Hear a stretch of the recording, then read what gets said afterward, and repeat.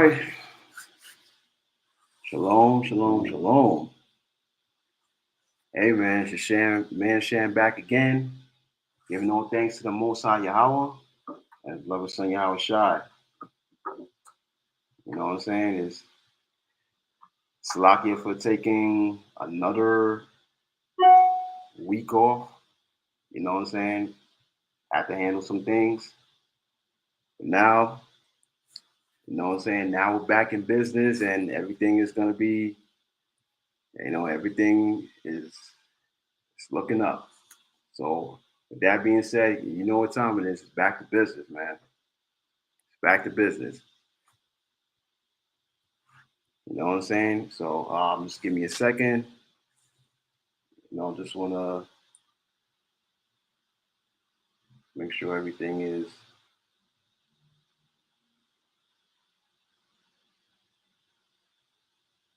everything is good.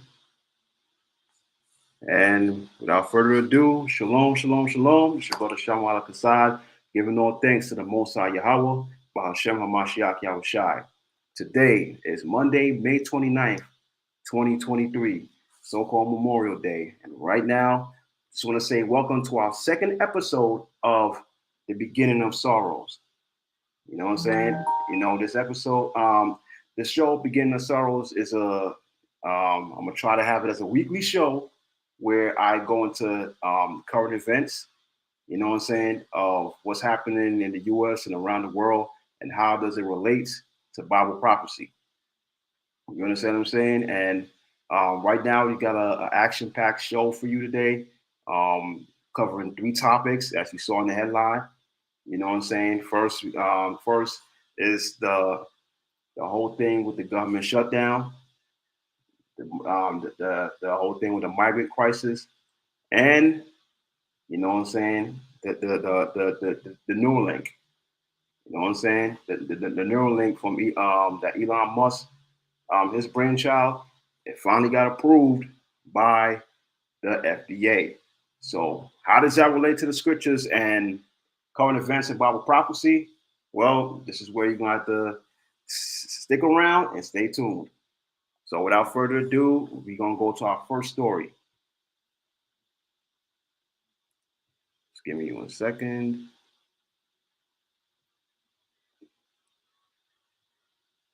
We're going to our first story, which is about, the government shutdown. You know what I'm saying? And what could it possibly mean for everybody? Now this whole thing that they're saying, this whole thing that they're saying that if the government doesn't reach a decision of whether to raise the debt ceiling or default on the loan, if they haven't reached a decision by, some say June 1st, others say June 8th. But if they haven't reached a decision by either time, you know what I'm saying, it's going to be chaos and disaster for this country because it's going to cause like a trickle effect where a lot of things is about to go wrong. But where are my manners? I just want to say before I start the show, a couple of housekeeping rules. You know what I'm saying? If you like the content, please like, share, and subscribe. You know what I'm saying? Share, tell a friend. If you haven't subscribed already, please subscribe. If you enjoy the content and any part, you may want to donate and support the ministry. There's a Cash App and the ticker at the bottom, $ I am Sham 12. And the second rule of housekeeping, forgot to open with my opening scripture. You know what I'm saying? So without further ado, got to open the show with my opening scripture, which is the theme and the headline for the show. Mark, in the Gospel of Mark, chapter 13, verse 8. And it reads, "For nation shall rise against nation, and kingdom against kingdom, and there shall be earthquake in divers places, and there shall be famines and troubles. These are the beginnings of sorrows." So that's the theme for the show. You know what I'm saying? That's the theme for the show of, the beginning of sorrows, or how everything is going to hell. Everything, this economy, this country is falling. This world is going to hell. You know what I'm saying? And you see all these uprisings, these earthquakes, and earthquakes in diverse places and stuff. Speaking of which, they said something about that there was an earthquake in Yonkers like last week or something like that. You know what I'm saying? And like an earthquake like somewhere, I forgot where in the States, but like there was like another earthquake like somewhere in the States where usually there's no earthquakes. And the funny thing is, the news was saying that there was some like certain fault lines, I think in Manhattan, where an earthquake could possibly hit and stuff like that. This all shows that, listen, we're approaching the end. You understand what I'm saying? So let me read the scripture again. Mark 13:8. For nation shall rise against nation, which you see right now, and kingdom against kingdom. Now shall be earthquake in diverse places. Again, there was a earthquake in Yonkers like last week. And there shall be famines and troubles. These are the beginnings of sorrows. You know what I'm saying? So that's where we are right now. So without further ado, let's get into our first story, the whole thing with this government shutdown. Okay.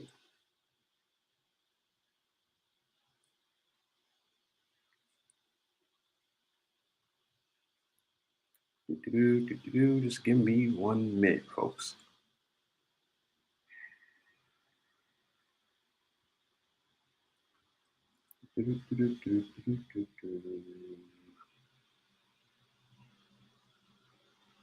Okay. Now as you see here, sorry. As you see here, it's this whole thing with the debt ceiling. This is a video from 10 years ago. And this gentleman, so eloquently breaks down, I guess he's a financial analyst, and that he so eloquently breaks down what exactly would it mean if the country was to default or, raise the debt ceiling. You know what I'm saying? Now, without further ado, here we go. No, hold on. The federal debt ceiling. Sorry.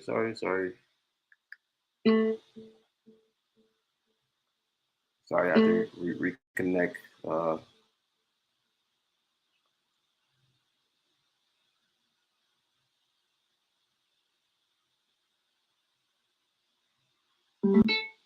right, sorry about that. I had to reconnect my sound. It's a looming catastrophe. It's a bargaining lever. It's a crisis averted. It seems like a never-ending cycle. So what is the federal debt ceiling anyway, and why should you care about it? Let's start with how it works. The government spends more money than it takes in. It's done this off and on since the country was founded. But now it's doing it more than ever. In each of the past 4 years, it has spent over $1 trillion more than it took in. In February of this year, Jesus Christ, you hear that? The government is already spending $1 trillion more than it takes in. That's scary. It is projected to collect about $215 billion in revenues and pay out $460 billion. The government borrows to make up the difference. You see that? Only takes in $215 billion, but spends $460 billion. You know what I'm saying? Like America is the country and the government is pretty much spending above their needs. That's basically what's happening. Difference by selling bonds to investors around the world. We want that part back. In each of the past 4 years, it has spent over $1 trillion more than it took in. In February of this year, it is projected to collect about $215 billion in revenues and pay out $460 billion. The government borrows to make up the difference by selling bonds to investors around the world. Nearly half of that debt is now held by foreigners, much of it by Japan and China. Each month that the government spends more than it brings in, that is, each month that the government runs a deficit, it has to borrow. The sum of all this borrowing is the federal debt. It's been growing, both in dollars and measured against the size of the economy. Until World War I, Congress had to vote each time the Treasury needed to borrow money. To give the Treasury more flexibility, Congress switched to setting a ceiling on the debt in 1917. When the debt bumps up against that limit, Congress, often with a lot of shouting and bargaining, votes to lift the ceiling. And that is where we are now. The government hit the $16.4 trillion federal debt ceiling on December. Jesus Christ. You see that? Wait, run that back. Run that back. God, wait. Now see, and I'm glad they explained, he broke it down because I did not know that the whole thing where Congress decided to institute a debt ceiling where it doesn't go past a certain amount started in 1970s. It's 1917. I did not know that. And bargaining votes to lift the ceiling. And that is where we are now. The government hit the $16.4 trillion federal debt ceiling on December 31st. So Congress suspended the ceiling, allowing the Treasury to borrow what it needs, but only through May 19th. Well, you have to understand the debt ceiling is a strange thing. First, Congress votes to spend money the government doesn't have. Then it votes a second time to allow Treasury to borrow that money so it can spend. Refusing to raise the debt ceiling does not cut spending. It's like refusing to pay a credit card bill for stuff you've already bought. But because failure to raise the debt limit could be so devastating, Congress often does use it to force the president to do things he's reluctant to do. Nobody really knows. The Treasury. And hold up, that's bad. You see that? They're saying that, pretty much what America does is basically, pretty much like you buy something on credit with a credit card, but you don't pay it back. So eventually, the loan goes into default or stuff like that. That's pretty much basically what the country's doing. And they have been doing so for generations. You know what I'm saying? But listen, it's only but so far you can kick the can down the road. Let's continue. And spend.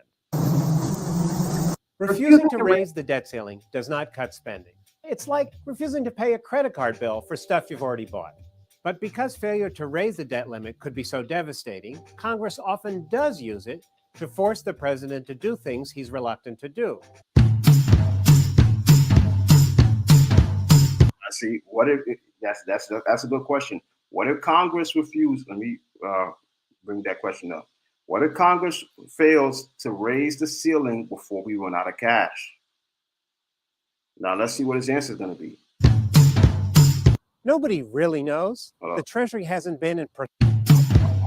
That limit could be so devastating. Congress often does use it to force the president to do things he's reluctant to do. Nobody really knows. The Treasury hasn't been in precisely this position before. But here are some rough guesses.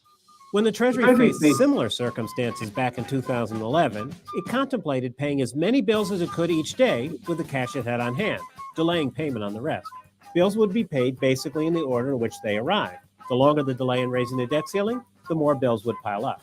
Physicians who rely on Medicare payments to make payroll, seniors who pay rent with Social Security benefits, or soldiers waiting for paychecks would be forced to make do without their money for some time.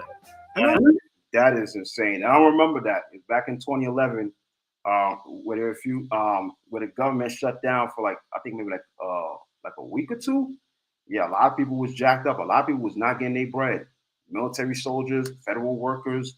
You know what I'm saying? If you had a federal job, you was not getting bread for maybe. No, I think it's a month. Yeah, I think it was like a month or something, man. Like imagine basically working for free for a whole month, man. That's terrible. To make payroll, seniors who pay rent with Social Security benefits, or soldiers. And see if they don't raise the debt ceiling, that the doctors they don't get paid for their services with the medical care payments.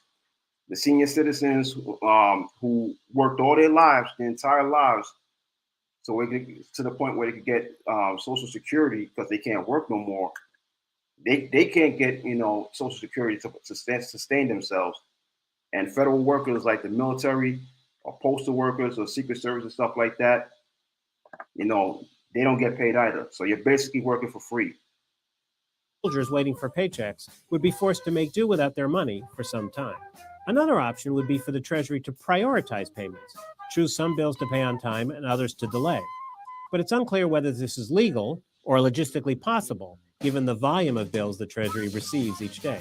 Nor is it clear whether the Treasury could or would pay interest on the national debt before paying everyone else. Any delays in paying interest would endanger the government's credit rating and shake confidence around the world in the ability of the U.S. government to manage its finances. That could lead investors to demand higher interest rates for U.S. Treasury bonds, which would cost American taxpayers billions of dollars over time. Yeah. So that goes to like for the real estate, you know what I'm saying? Like if the country like defaults and like which caused the credit rating of the country to go lower, it could eventually affect stuff like real estate where you're paying more I guess like interest rates, you know what I'm saying, for like your home and stuff like that. You financing a car, stuff like that. They could go up on your interest rate, and you pretty much gonna have to pay more. This is the stuff that can happen if the government defaults. Let's continue. Each day. Nor is it clear whether the Treasury could or would pay interest on the national debt before paying everyone else. Any delays in paying interest would endanger the government's credit rating and shake confidence around the world in the ability of the U.S. government to manage its finances. That could lead investors to demand higher interest rates for U.S. Treasury bonds, which would cost American taxpayers billions of dollars over time. Those are the stakes. And as the debt continues to rise, Washington faces a decision. Will it come to an agreement on taxes and spending? Will it actually do something to slow the buildup of debt? Or will the debt ceiling come back into the headlines, and with it, the accompanying fear that the U.S. government won't be able to pay its bills?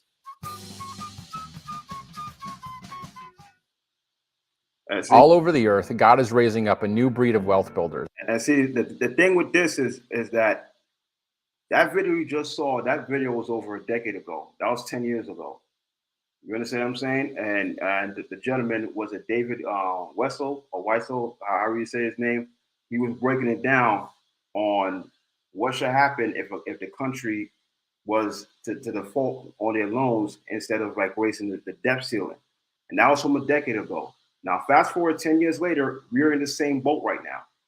You understand what I'm saying? And you look like the government might shut down again because they don't have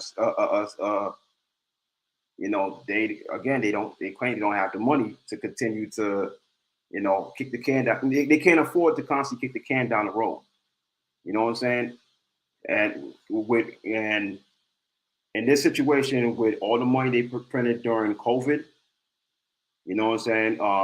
What they were saying for all the stimulus checks and all that stuff, that 80% of the money that was printed around that time. You know what I'm saying? Which pretty much brought the value of the dollar lower. You know, you have that. You have you know what I'm saying? The interest rate going up, the so-called recession, all the money being sent to Ukraine. So basically, the country is broke. So now, you know, it's either they kick the can down the road again while raising the debt ceiling, or they decide, you know what, enough is enough. But the thing is, if they decide to default on the loan, it's pretty much the same as you defaulting on a credit card. You understand what I'm saying? That it's going to pretty much go into collections, and the people you owe going to be like, yo, where your money at, blah, blah, blah. They're going to feel some type of way, and, you know what I'm saying? And But in the country's case, what's going to end up happening is that the investors, that they're not going to feel too comfortable with constantly pumping money into the country and stuff. So what's going to end up happening is that, as you saw, the interest rates for folks that's already paying for stuff, that they home or car or whatever, it's going to skyrocket. You understand what I'm saying? And listen, a lot of us already feeling it right now with this whole inflation thing, carton of eggs and stuff like that. You know, close to like $5, in some cases $10 and stuff like that. And matter of fact, I was doing food shopping yesterday, and one of the things that I saw was I was looking at the price of eggs. It was like $5, some was $6, $7, $8 for like a case of eggs, man. You know what I'm saying? Like everything, whether it's food, you know what I'm saying, clothing, You know, if you buying a home or investing, everything is skyrocketing to the point where everything is out of control. You know what I'm saying? Which eventually, if the country defaults, expect that to have to increase even more. So a lot of folks gonna really be out here jacked up. So just wanna edify the people, let them know that, you know what I'm saying, that you know, Babylon the Great, so called America, is in a damn is a catch-22 situation. They got to kick the can down the road and delay the inevitable, or um, you know, decide, you know what, enough is enough, and default, and which in turn is going to cause a lot of people in the country to get jacked up. I heard, I'm not how true it is. If I do, I might do a follow-up show that if the country defaults, that people could lose, a lot of people could lose their jobs, you know what I'm saying, or get laid off. You know, interest rates, food prices, everything pretty much going to skyrocket, and it's pretty much all going to be bad. You know what I'm saying? So let me get to my second video for this topic. Again, if you're enjoying the show, please like, share, and subscribe. You know, hit the thumbs up, or hell, even thumbs down. You know what I'm saying? To just at least it engage the interaction, let it know that somebody is watching the show. You know what I'm saying? So let me cue up the next video. And this is from the Washington Post, and this was from 11 days ago. And also, let me say this: all videos used for this show are used within a fair use, the fair use doctrine or fair use law, where all the videos are used for edification, to teach, and to edify. Basically to teach and inform people of what's going on. These videos are not used to for resale or take credit for their work or anything like that. It's all fair use. Okay. Next video. This is from the Washington Post. It said debt default versus government shutdown. What to know? Okay. Live. Welcome to the Google Ads Power Hour. I am your host, John, and I also have the other host, Caden. Oh. Say hi. Hello. Today is going to be a fun one. Sorry, this is First deadline. And you might all right. You've probably heard about the fight over the debt ceiling. There's still no deal on the debt ceiling. Economic experts warn there would be dire financial consequences. $31 trillion before a June 1st deadline. And you might remember government shutdowns. Well, Congress is in, unfortunately, a familiar position as it works to. And also, let me know in the chat if the sound is clear. You can hear me, or you can hear you can hear the videos I'm playing. Please let me know. Avoid another government shutdown. The countdown is on this morning for lawmakers to come to an agreement on a government funding package before Friday's deadline. But a default on the national debt and a government shutdown aren't the same thing. Here's how the two scenarios are different. The big difference with going over the debt ceiling is the government literally does not have the cash. Hey, look, it's our friend from the last video, David Wessel, 10 years later. What do you know? Cash to pay the bills, any bills, not just the part that's annually appropriated. The national debt and a government shutdown aren't the same thing. Here's how the two scenarios are different. The big difference with going over the debt ceiling is the government literally does not have the cash to pay the bills, any bills, not just the part that's annually appropriated, but Social Security benefits, Medicare benefits, veterans benefits, and interest on the substantial federal debt. America has actually. You hear that? He said the government don't have money to pay no bills. That's bad. Let's continue. Never experienced a default before. That's why it's always such a big deal. Members of Congress. The cash to pay the bills, any bills, not just the part that's annually appropriated, but Social Security benefits, Medicare benefits, veterans benefits, and interest on the substantial federal debt. America has actually never experienced a default before. That's why it's always such a big deal. Members of Congress, as much as they may try to politicize lifting the debt ceiling, it really has never gotten to the point of default because the consequences would be immense.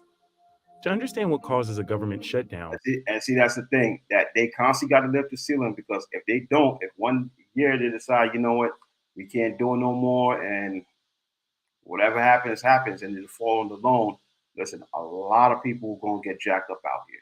A lot.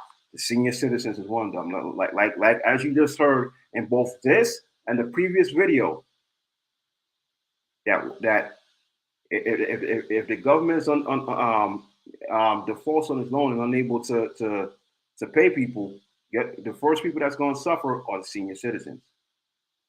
You know what I'm saying? Now imagine you don't work 20, 30 years of your life.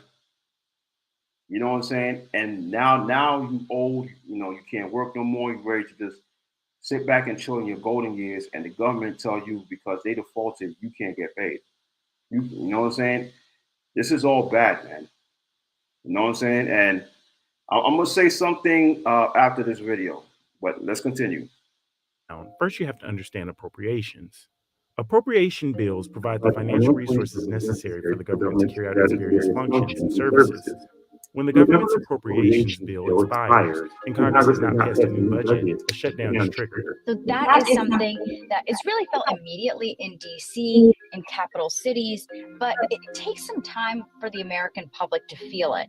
The only way the public really feels it is, if they have plans to go to a national park, they wouldn't be able to do that. You'll see trash being piled up in public parks. They also may not receive mail if it really goes on for a very long time. There are economic, which is true, because guess what? The postal workers, you know what I'm saying, such as yours truly, we're federal workers. So if they shut down, we can't work, and or we can't get paid. You understand what I'm saying? So a lot of your mail is going to get stuck. You know what I'm saying? And on top of that, you know what I'm saying? Firsthand experience, a lot of people receive especially like the seniors, they receive their medicine in the mail. So the last thing you need, if, God forbid, diabetes, God forbid, cancer, high blood pressure, you know what I'm saying? Stuff like that. Like, folks might get their insulin through the mail. God forbid, it's a government shutdown. You can't get your insulin in the mail. God forbid you go into insulin shock, you could die. You understand what I'm saying? Listen, just watch and pray. Just watch and pray. Again, I'm giving my commentary on something that a lot of us need to do right after I finish this. Consequences to a government shutdown, but usually the American public to feel it. The only way the public really feels it is, if they have plans to go to a national park, they wouldn't be able to do that. You'll see trash being piled up in public parks. They also may not receive mail if it really goes on for a very long time.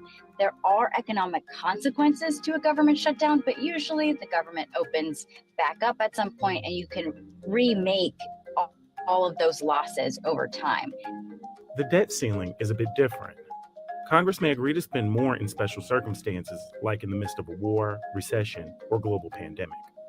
When the government spends more than what it earns, a deficit occurs. Because tax revenue alone can't pay for the deficit, the Department of Treasury sells bonds to make up the difference, paying interest to those who buy the bonds.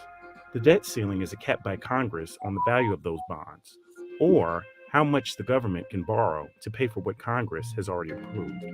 The Department of Treasury has already reached the current debt limit of $31.4 trillion in January of this year, but has taken what they call extraordinary measures to avoid default. They warn if an agreement can't be made by early June, the government will run out of money. We still estimate the Treasury will likely no longer be able to satisfy all. And see, that's a deadline, early June. Early June. Let me run back to how much he said that the debt was. 31 trillion current debt. You know what I'm saying? And that's crazy, because I think maybe not even like 4 years ago, like around the time, like right before Trump got elected, the debt was like what, 20? Like 20 trillion or stuff like that? 10 trillion within. Jeez. Woo. Okay. It has taken what they call extraordinary measures to avoid default. They warn if an agreement can't be made by early June, the government will run out of money. We still estimate the Treasury will likely no longer be able to satisfy all of the government's obligations if Congress has not acted to address the debt limit by early June. If we reach what's known as the X date, the day where the Treasury doesn't have enough money in its checking account to pay every bill that comes in that day, somebody's not going to get paid. It might be the people who own government bonds. It might be federal employees. It might be people who are expecting a Social Security check. U.S. Treasury bonds are often used as a benchmark for other interest rates in financial instruments, such as mortgages and corporate bonds, because they're backed by the full faith and credit of the U.S. government. If the interest payments on those bonds aren't paid, potential repercussions include a downgrade of the United States credit rating, increased borrowing costs for businesses and homeowners alike, and a drop-off in consumer confidence that could shock the U.S. financial market and tip the economy into recession. We have been able to, in effect, live beyond our means, to spend money that we had to borrow, only because a lot of people, some in the United States, some big insurance companies, some mutual funds, but a lot overseas have been willing to lend us the money. And they're willing to lend us the money because they think that if you have money to park somewhere, the absolute safest place to put it is in a U.S. Treasury bond. And that's going to end real soon. You know what I'm saying? Because eventually the thing is this: a lot of these countries that might thought that way, or probably still do think that way, eventually they're going to want their money back. You know what I'm saying? Like, it's a loan, not a gift. So if you loan somebody bread, eventually you're going to want it back.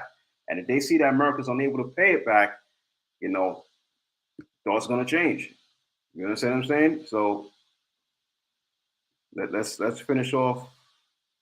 Let's run it back. People, some in the United States, some big insurance companies, some mutual funds, but a lot overseas have been willing to lend us the money. And they're willing to lend us the money because they think that if you have money to park somewhere, the absolute safest place to put it is in a U.S. Treasury bond.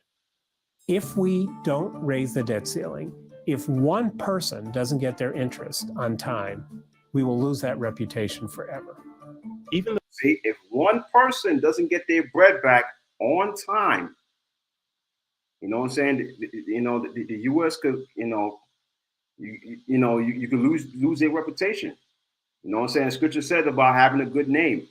You know what I'm saying? Once your name get dragged through the mud, folks gonna start looking at you differently.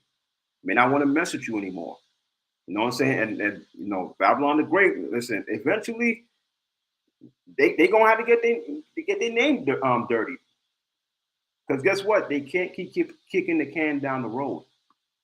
You know what I'm saying? Like if you have a bunch of credit cards and you keep maxing them out, you know what I'm saying? Or use one to pay this one, use that one to pay that one. Eventually, they're all gonna max out, and eventually, there's gonna be nothing you're gonna be able to do but to default. You know what I'm saying? This is where America is right now. even though the debt ceiling has been raised 78 times, If one person doesn't get their interest on time, we will lose that reputation forever. even though the debt ceiling has been raised 78 times since 1960, as politics become more polarized, the debt ceiling negotiations have been used as a bargaining chip for Democrats and Republicans to advance other agenda items. When one side starts to think the other guy is winning the messaging war, that's when somebody's going to blink. The hope is that that'll happen before we get to the point of crisis. But it often, even when we do this, it often ends up happening at the very last minute. I mean, for now anyway, but eventually you're going to kick the can down the road so far until you got to pay the piper. You understand what I'm saying? So that ends that segment as far as the possible government shutdown, or what could happen if the government doesn't raise the debt ceiling. And again, like I said, they're in a catch-22 situation where even if they do raise the debt ceiling, that's more debt that they owe that eventually they're gonna have to pay back. If they default, number one, they get their names ruined.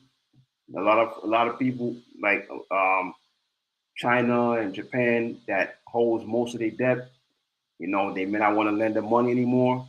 You understand what I'm saying? Which in turn, they're going to cause a lot of people that was relying on the money from the government, they're going to be out here starving. A lot of us folks, like myself included, you know, my parents is up there in age. You understand what I'm saying? So it's like, you know, there's government defaults and stuff like that, and they rely on Social Security and things of that nature. People who might be disabled or can't work, you know what I'm saying? People might get a check. Your child's autistic, such as so forth. You want a fixed income. The government defaults. You can't get your money. You know, which in turn you can't pay your bills, so you can't sustain yourself. You know what I'm saying? Folks who work government jobs, you know what I'm saying? You can't get paid. You're basically working for free. It's slave labor. You know, and like the military, brothers in the military, brothers and sisters in the military, same thing. You pretty much getting shot at for free. You know what I'm saying? Ducking and dodging bombs for free. You know what I'm saying? So that basically ends the end of that segment. But also just want to bring back the scripture. You know what I'm saying? Bring back the scriptures. Again, it's the theme show scripture to show what's going to happen. And what's going to happen is going to be a lot of starvation, a lot of famines. You know what I'm saying? My last show, what I did, was it food deserts? You know what I'm saying? It's going to be like a lot of food deserts because a lot of these superstores, these supermarkets get shut down. And on top of that, the interest rates and the food prices going up. You can't afford your food. So what's gonna happen? What's gonna end up happening? A lot of people gonna end up starving. You understand what I'm saying? So it's like, listen, it's gonna be bad out here. So let's read the scripture, Mark 13:8. For nation shall rise against nation, and kingdom against kingdom. Then there shall be earthquakes in diverse places, and there shall be famines and troubles. If you can't eat, what you think you're gonna do? What you think if folks can't eat, what you think they're gonna do? You know what I'm saying? They're gonna get their homies and start running up in people's houses. You understand what I'm saying? You know what I'm saying? A lot of the senior citizens, you know, I feel bad for them. God forbid if the country defaults and the government drag their feet to figure something out. Guess what? A lot of these senior citizens, the people that live on fixed income, they're gonna be out here starving. And the funny thing is, you already see it now. Like listen, look, in right here in New York, like you go around the city, you see a lot of these food lines, as far as like these food banks, these churches giving out pantries and stuff like that. You see lines damn near around the block for those. You know what I'm saying? I remember while I was doing jury duty last year, you know what I'm saying, in the Bronx, like across the street from the courthouse, it was like a long like a city like city office or something like that. You know, they set up at a certain area, and there was a long line, like literally stretched like halfway down the block. I bullshit you not. It's gonna get way worse, and some folks may not actually want to wait on that line. They're just gonna pretty much decide, okay, such and such live by herself, such and such live by himself. Okay, this person, old lady in her 60s, she live alone. Okay, I'm gonna break in her house when she go to sleep tonight. There's gonna be a lot of that going on. You know what I'm saying? Let me read that again. For nation shall rise against nation, and kingdom against kingdom, and there shall be earthquakes in diverse places, and there shall be famines and troubles. These are the beginnings of sorrows. Yeah. So listen, the trouble of our people is only beginning. You know what I'm saying? The troubles that's going to happen in this country is only beginning. For a lot of our people, it's only beginning. So this right here is the time for us to get ourselves right. And the thing I wanted to say to close out this segment is for folks, if you can, if possible, I know times is hard to stock up, have like a little pantry for yourself, cans of food, maybe jugs of water from like the dollar store, stuff like that. You know what I'm saying? Because you never know what's going to happen, and you want to be prepared. You understand what I'm saying? We're getting to the point where you can't rely on the government. First of all, we're not supposed to be relying on the government like that anyway. You know what I'm saying? Especially for us being set apart, we're not supposed to rely on the government anyway. You know what I'm saying? But listen, it is what it is. Some of us is jacked up. We don't have it like that. We have to, we have got to go to the nations in one of all things. I get it. You know what I'm saying? So, if possible, try to start a pantry, stock up as much food as you can, maybe health items. You know what I'm saying? First aid kits, stuff like that, to prepare yourself for when in case things happen and you can't get the government shut down and stuff like that, you can't get the stuff that you need. You already have a cachet of stuff to at least go by. You know what I'm saying? Let me know in the chat if that makes sense. So if you're joining us now, or if you still watching, this is the show, the second show, Beginning of Sorrows. If you like the show, please like, share, and subscribe. If you want to donate, show some support, the Cash App is in the ticker, $ I am Sham12. You know what I'm saying? Like, share, tell a friend. Watch, pray, get your pen and paper, write down the scriptures that I'm bringing out. You know what I'm saying? And just pay attention to the news and the current events, because things are about to get crazy from here. So now we're on our next segment, the migrant crisis. You know what I'm saying? Let me pull up. Wait. Hold up. Forgot one small part. One last video, because there's a point I want to bring out. This whole thing, like just picture this.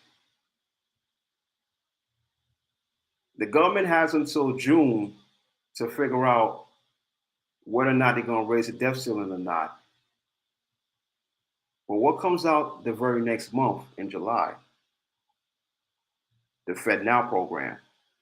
You know what I'm saying? Like you see, like, it's more than just a coincidence that this is happening literally at the same time.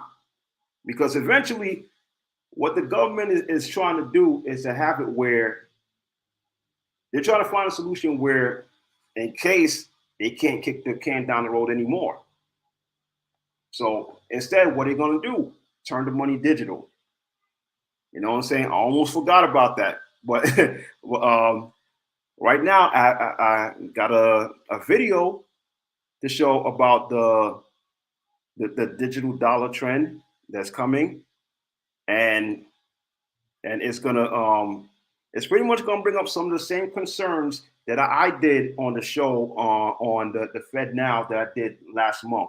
If you haven't seen it, go watch it. Very informative. You know what I'm saying? There's a lot of information that was brought out in it, and I gave my thoughts of what that could eventually lead to. You understand what I'm saying? So, with that being said, let me bring up that video, that digital dollar. Because again, listen, this is ultimately is going to be the government's answer to no longer having to shut down, having the government shut down and the whole nine. The sister Harriet Barnes, shalom.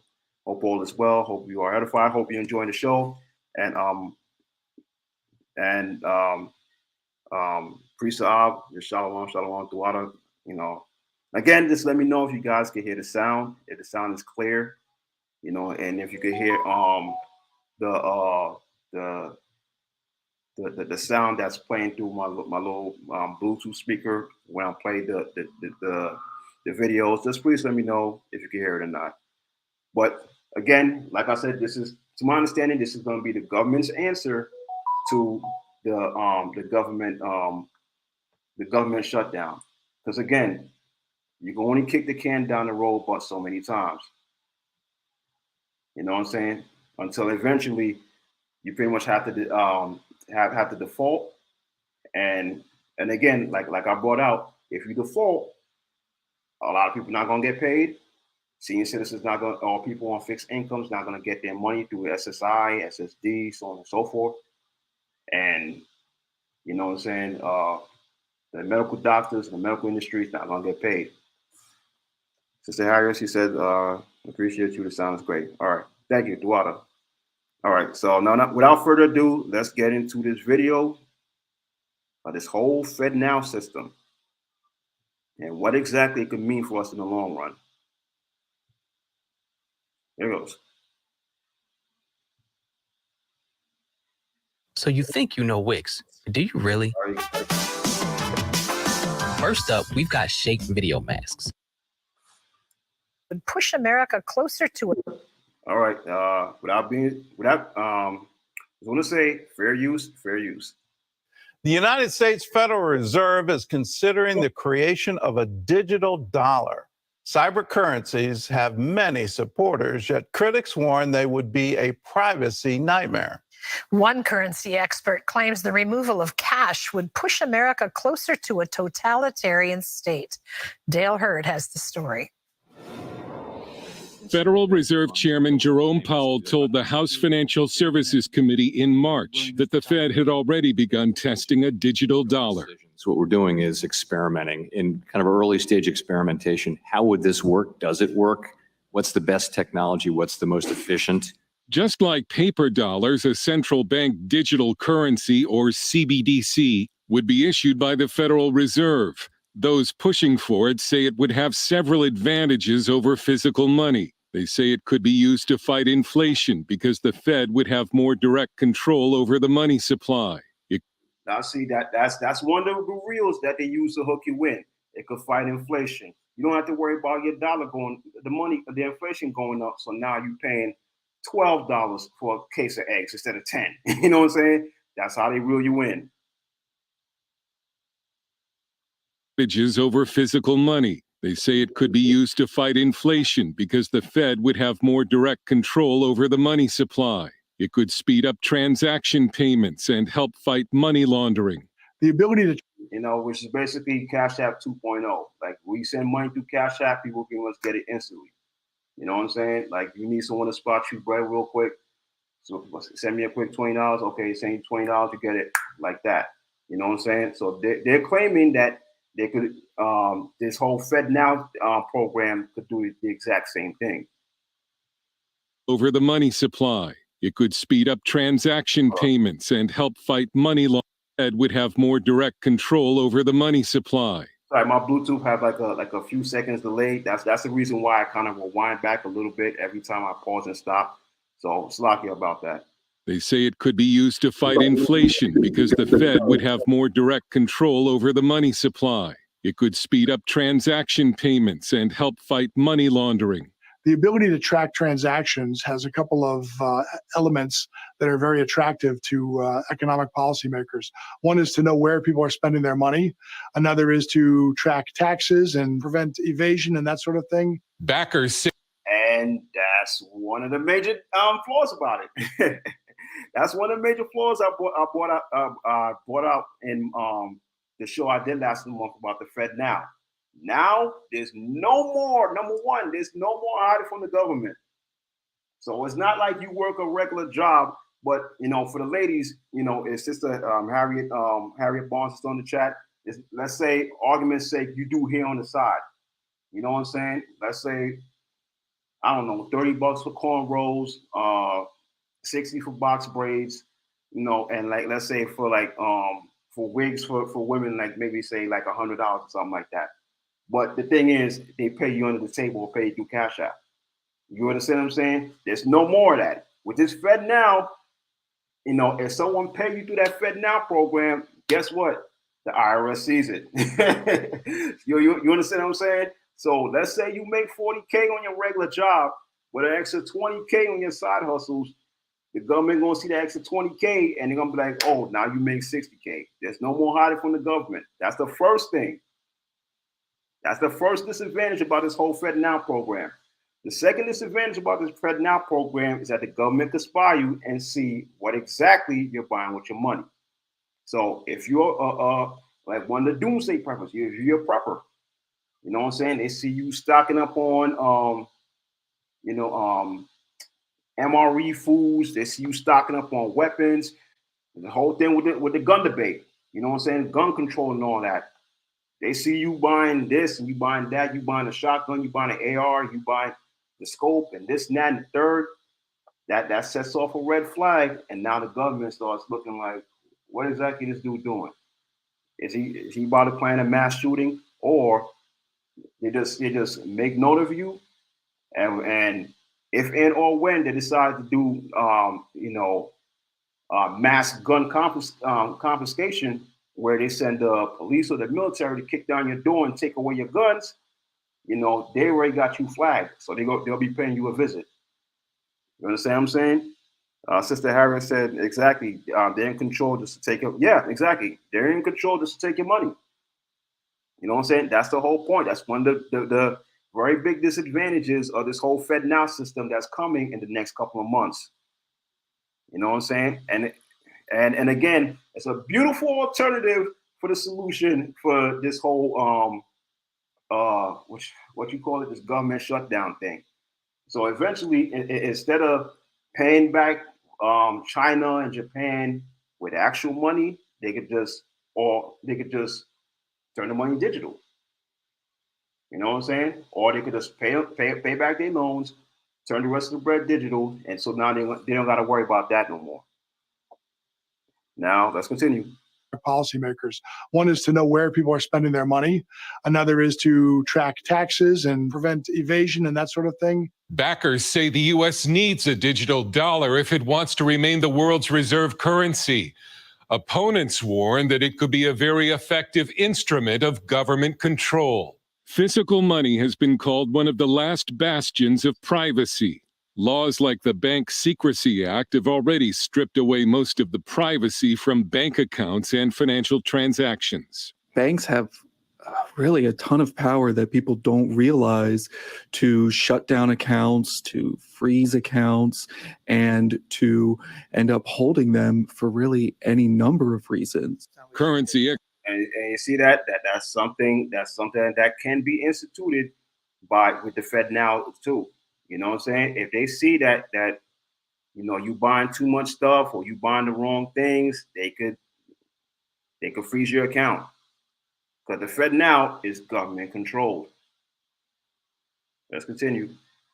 Expert James Rickards says a digital currency would move America closer to a totalitarian state. If I buy anything, the government doesn't know it. MasterCard kind of knows it, but even MasterCard uses product codes.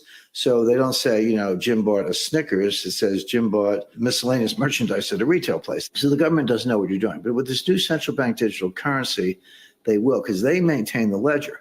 So if I buy, Ron DeSantis' new book, or I go to a Donald Trump rally, or whatever it may be, the government, using artificial intelligence and having that information, which they would, are able to profile you. They say, well, this guy kind of looks like a conservative and maybe he's MAGA. And then you've got a target on your back. Last year, a Canadian. And he's right about that, because another point that I brought on my last show, with the FedNow show, was that come to find out, I think maybe 10 years ago, the IRS formally apologized because they was targeting conservatives by auditing them. You know what I'm saying? If they found out you was part of a conservative group, or that you have conservative, not conservative,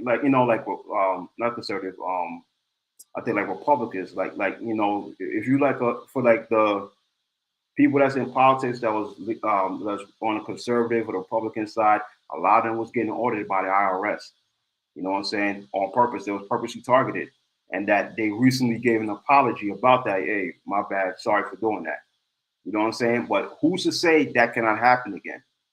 You understand what I'm saying? And in this time, when I say conservative, it could be, us set apart Hebrews that are conservative, that's not with the nonsense that this world is pushing. Like the whole thing with the alphabet thing. Now they're pushing this whole transgenderism nonsense on the children. You know what I'm saying? Your son, 6 years old, could decide that he wants to be a girl now, and heaven help you if you was to try to fucking pardon my French, if you was to try to, tell him like, no, like you're a boy. You're a boy, you was born a boy, you're gonna be a boy. You understand what I'm saying? So now they can use that to target people that's not part of the rainbow agenda, that's not part of the feminist agenda. You know what I'm saying? And now with this whole FedNow system, is that it'd be much easier for them to track you and find you. You know what I'm saying? That's basically all that it is. But let's continue. In court froze millions of dollars raised for truckers blocking. Wait. And then you've got a target on your back. And you see that? And that's the whole thing. Like, remember the thing with Canada with the whole trucker convoy. You know what I'm saying? The trucker, a lot of the truckers in Canada had this huge protest. Protesting was I believe it's gun control, or I think it's the vaccine. I forgot which one. But what ended up happening was that the Canadian government froze all the truckers' bank accounts, where they can't go to their bank account and get their money out. And the people that was cash apping them, you know what I'm saying, to help them get through, like the supporters, like, hey, we support what you're doing. Like, let me cash app you $50. Once they find out that you cash app them, they will disable your accounts too. You couldn't get your bread. You understand what I'm saying? And that's this article right there. Let me make it large so you guys can see it. Yeah, court frees millions in Canadian trucker convoy donated cash and cryptocurrency. So again, it wasn't just the truckers. They froze the supporters too. So if you was to donate to the truckers to make sure they could still get something to eat, and able to hold on to protests, once the Canadian government found out, your bank account got froze too. That's coming to America. That is coming to America. If you're not down with the program, they are freezing your assets. This is eventually the end game that the American government have, that the elites have for this country.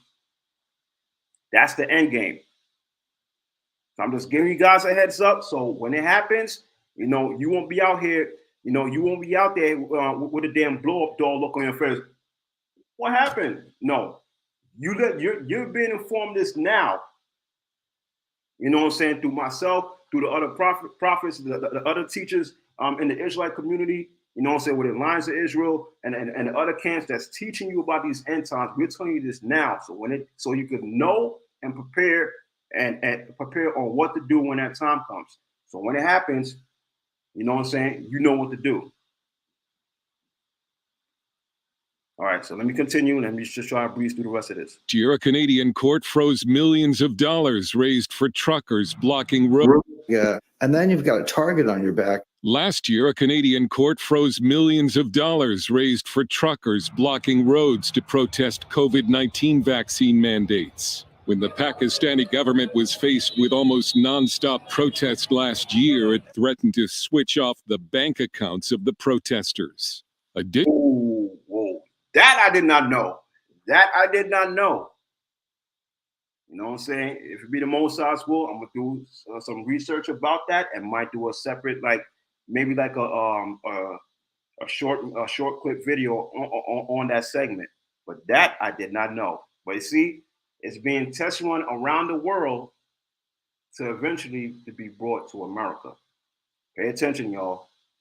Digital dollar could not only be threatened to switch off the bank accounts of the protesters. A digital dollar could not only be switched off, the Fed would be able to force negative interest rates on Americans if it wanted them to spend more, penalizing savers. Digital cash might also be an easy target for hackers.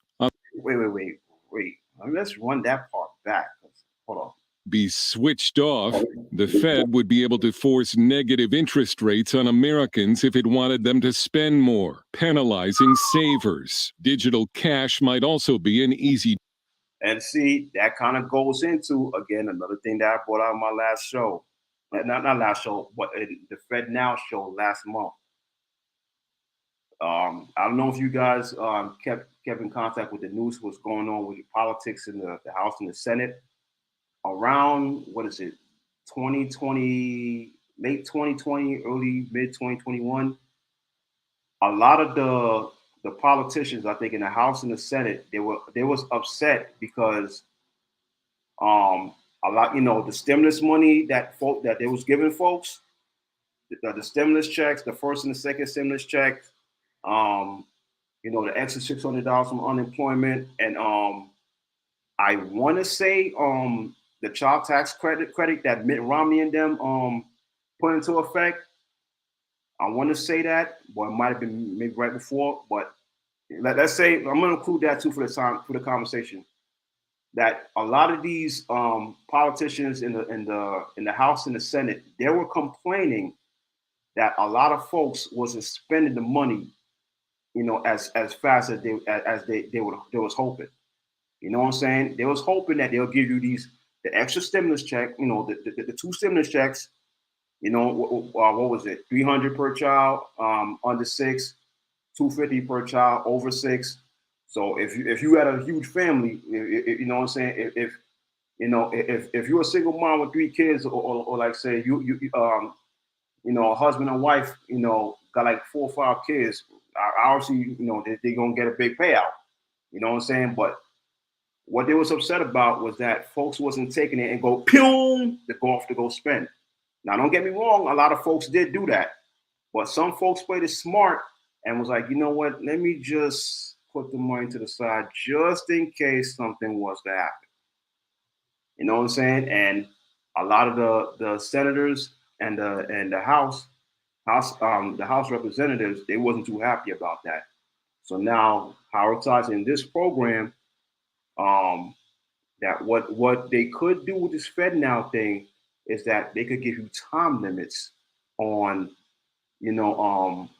how long you have to spend it. So you could be on some, like perfect example, for the stimulus checks and stuff, and all the money people was getting.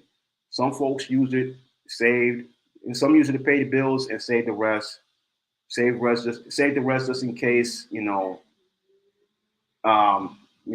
something bad was happening, they was to get let go for their job, unforeseen expense.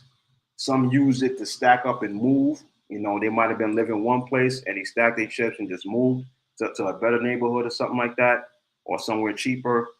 Some saved up and used the money to buy a house. You know what I'm saying? A lot of folks use that money to help catapult them to the next level.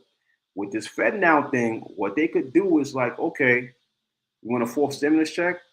Okay, here you go. Here's the catch. You got to spend all of it in 90 days, or else it automatically disappears from your account. You know what I'm saying? That's what the video just said. It said that it could raise interest rates of people who thinking that they could try to save the money and make them penniless, just like that. You know what I'm saying? It's all a form of control, man. You know what I'm saying? And again, this would be the perfect example, the perfect solution that the government could have, from paying back all these different countries that lend them money. It's the perfect solution. Turn the money digital. We ain't got to print no more paper. You know what I'm saying? We ain't got to increase the interest rate and stuff like that. No, we just turn the money digital and everything will be, at a clip, at our fingertips. All right, so Slacking. Sorry for that little diatribe, but I thought that was something that you guys would really need to understand. Could not only be switched off, the Fed would be able to force negative interest rates on Americans if it wanted them to test. Last year, it threatened to switch off the bank accounts of the protesters. A digital dollar could not only be switched off, the Fed would be able to force negative interest rates on Americans if it wanted them to spend more, penalizing savers. Digital cash might also be an easy target for hackers. On the bank-to-bank level, a real-time payment system called FedNow is expected to begin in July. It's not a digital... And that's the program that I'm telling you about, FedNow. a government-controlled version of pretty much Cash App. You know what I'm saying? That pretty much connected to all your banks and financial institutions. But again, they can keep track of you and everything that you're doing and spending it on. Digital currency, but an upgrade to what some call our antiquated banking system. FedNow service is an instant payments infrastructure that financial institutions can use to clear and settle payments instantly. Large bank deposits will be expected to clear much faster than they do now. But when it comes to a digital dollar, Fed Chairman Powell has admitted he's not at all confident that Americans want it. Dale Hurd, CBN News. Hold up. Well, this ought to send a chill down your spine when you read in the book of Revelation that there'll come a day where you can't buy or sell. The digital currency actually enables that. Wait, hold that. You're getting ahead of me. You're getting ahead of me. You know what I'm saying? CBN, yeah, that's a Christian, Christian, what's that, Bible Network? Christian Bible Network News. So yeah, that's it on that. You know, dude was kind of getting ahead of the show. So let me stop sharing right there. But yeah, again, it's the ultimate solution that the system has for, you know what I'm saying, this whole thing with the government shutdown. Turn everything digital. You don't got to worry about printing money anymore to bail yourself out. No, just turn everything digital and then figure out how you're going to pay back China the 30 trillion or whatever the hell that they owe. You understand what I'm saying? So now that I'm formally done with the segment on the government shutdown. So now if you guys are still here, if you haven't already, please like, share, and subscribe.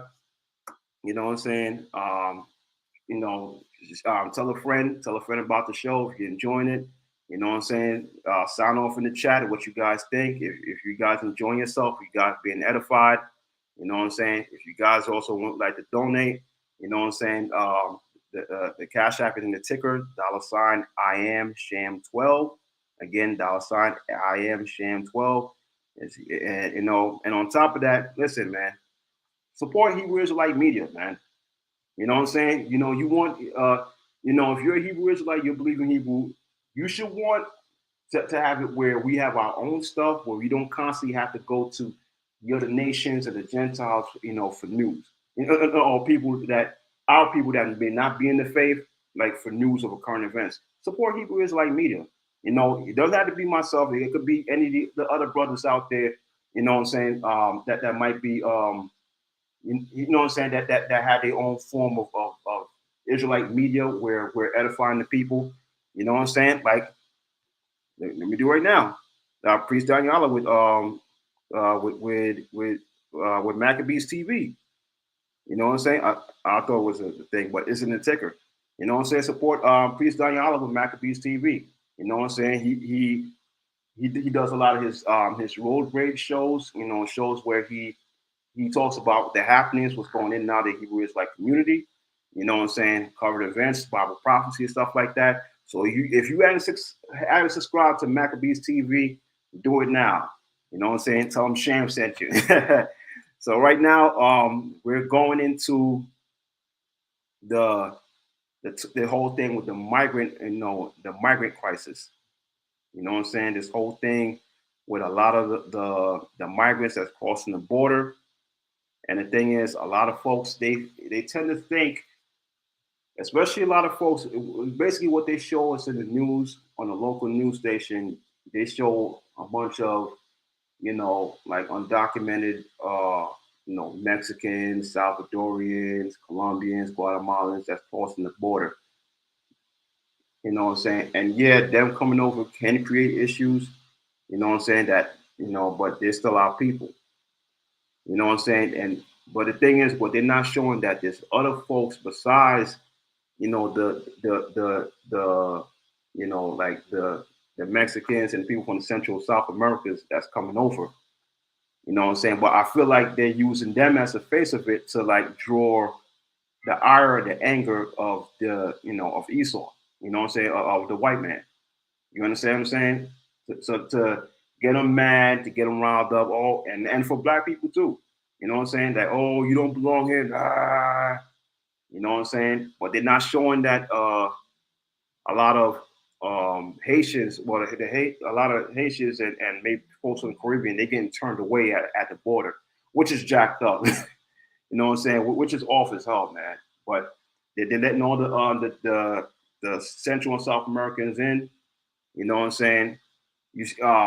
But the thing they ain't telling you that it's a lot of East Indian, Arab, Pakistani that's coming into through the border as well. But there's also another nation of people that's coming in. Yeah, Harry Bond. Yeah, that's right. Yeah, you're right. Yeah, they don't have a problem with the Ukrainians either. Yeah, there's a lot of Ukrainians coming over the border too. They don't have a problem with that. A lot of Eastern Europeans are coming over the border too. They don't have a problem with that. You know what I'm saying? But when it's the Mexicans, the Hispanics, and stuff like that, Ukraine got a problem with it. Okay, no problem. Yes, some of them, you don't know who they are, what they might have done in their home country. They don't want to fugitive, stuff like that. Understandable. But there's way more dangers that's coming over the border, and a real serious threat that a lot of folks don't understand. You know what I'm saying? And this is what, this is where I come in. Give me a minute. Oh,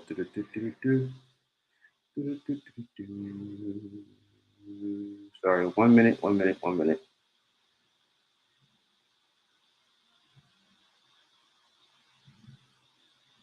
Sorry, it's one of the other browsers, I guess.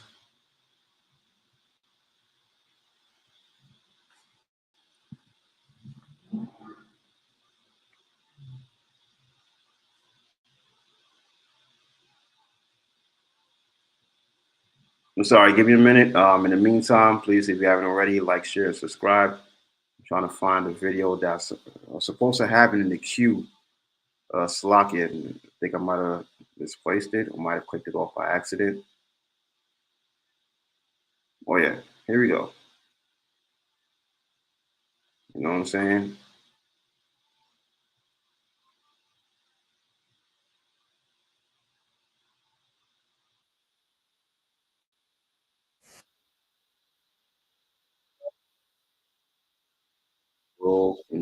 We'll get on to it and I'll break it down. I'll chime in. So now it's ready. Again, let's say fair use, fair use. Now this, where it says, this video is from News Nation and it's saying Border Patrol reports of 900 spike in Chinese migrants crossing at the southern border. Now, why isn't any of these local news stations reporting that a lot of the migrants that's crossing the border are Chinese? Now, let's see. Fair use, fair use.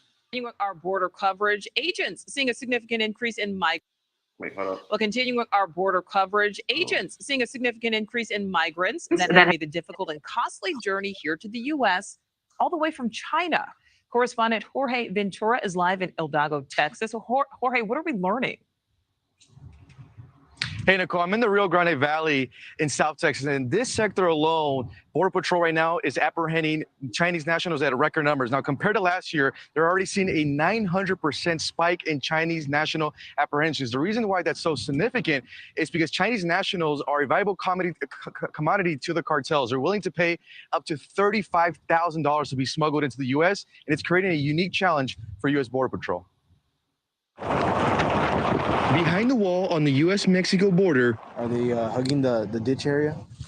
Is the Texas Department of Public Safety, working in partnership with the Border Patrol to stem the flow of illegal migrants crossing into the U.S.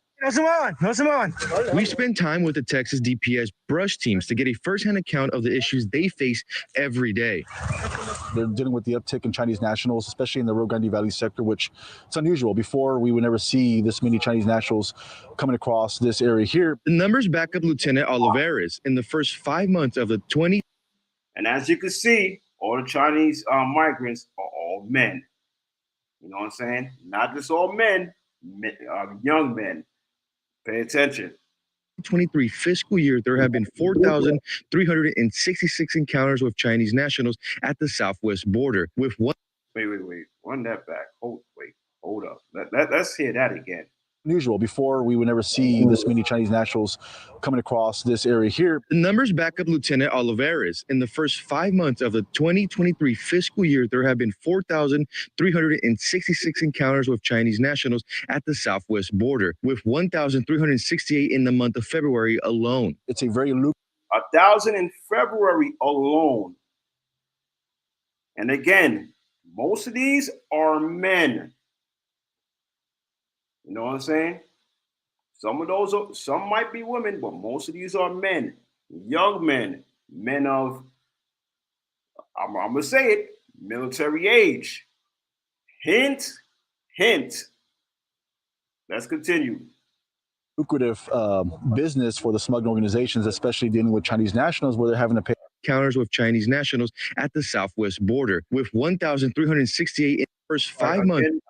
My Bluetooth is like a few seconds behind when I coming across this area here. The numbers back up Lieutenant Olivares. In the first 5 months of the 2023 fiscal year, there have been 4,366 encounters with Chinese nationals at the southwest border, with 1,368 in the month of February alone. It's a very lucrative business for the smuggling organizations, especially dealing with Chinese nationals, where they're having to pay anywhere from $35,000 and up. We saw the first. And see the reason why they're able to pay so much money, because there's this whole thing that came out that said that China, there's like a lot of folks, they are millionaires. So a lot of them do have the bread that, yo, here's 35 racks, get me into the country. You know what I'm saying? There's a lot of Chinese millionaires over in China.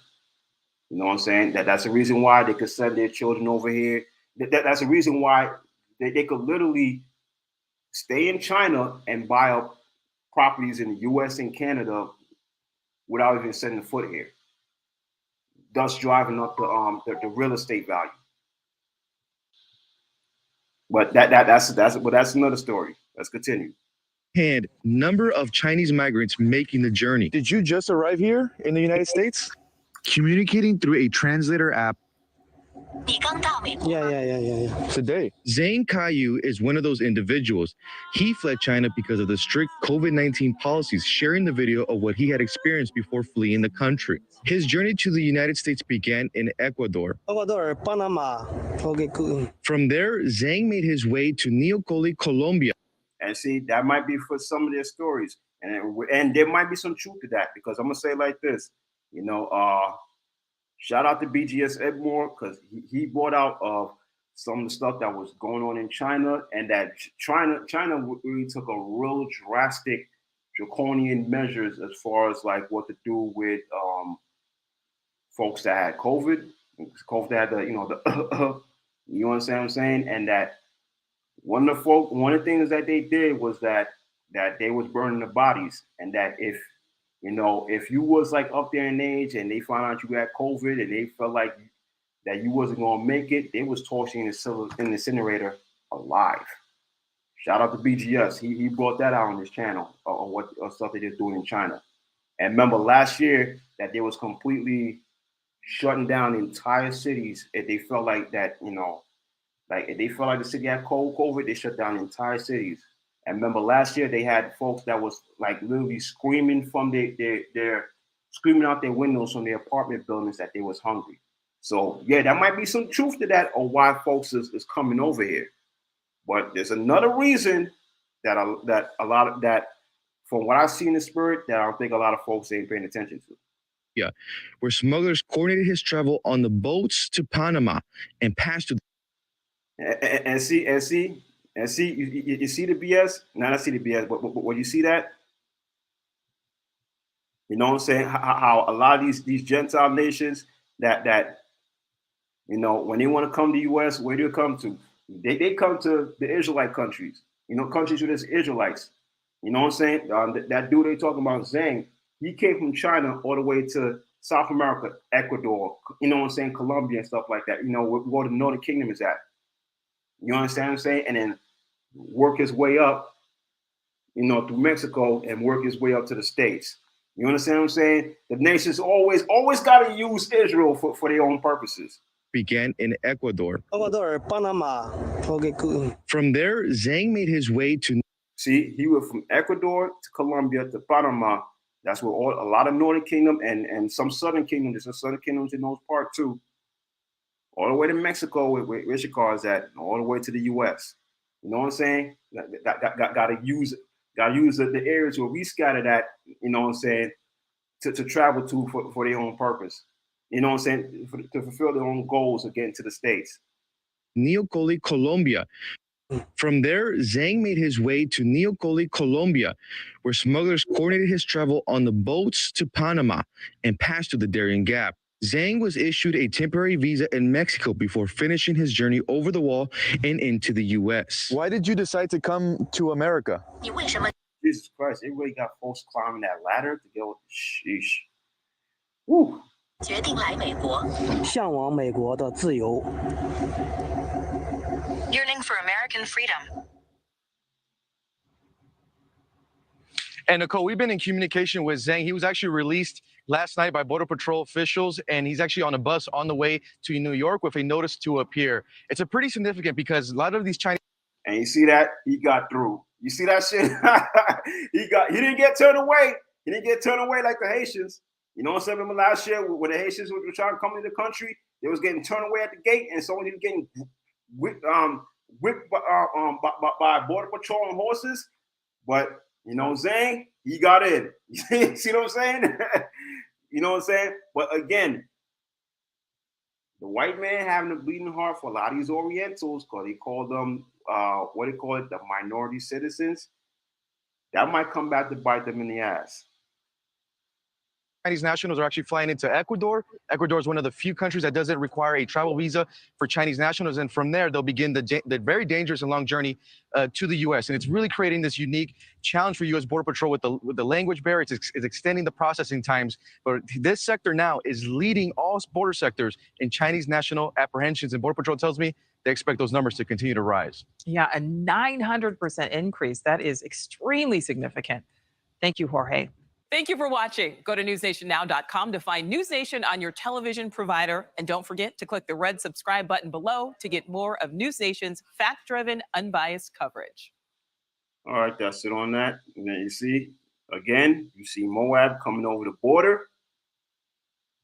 And you see a lot of them, 900%.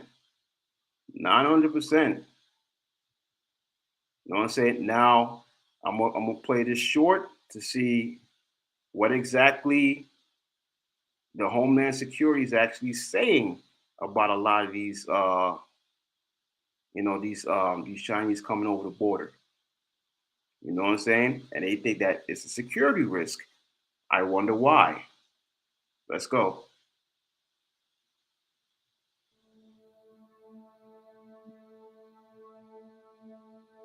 The surge in Chinese nationals crossing the border illegally from Mexico into South Texas is straining Border Patrol's resources. Chief Border Patrol Agent Chavez tweeted about the 920% increase in Chinese nationals illegally crossing in the Rio Grande Valley. When somebody from the People's Republic of China shows up in El Paso, Texas, and then claims asylum and is released into the interior of the United States, do you know where they are and what they are up to?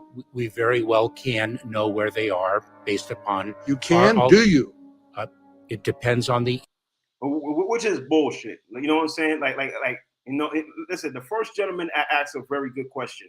Like, you come on. If someone from fucking China was to somehow make his way to the Western Hemisphere through South America, come all the way up through Mexico, come over here and talk about they're seeking refuge or seeking asylum for something, and you just gonna let them in.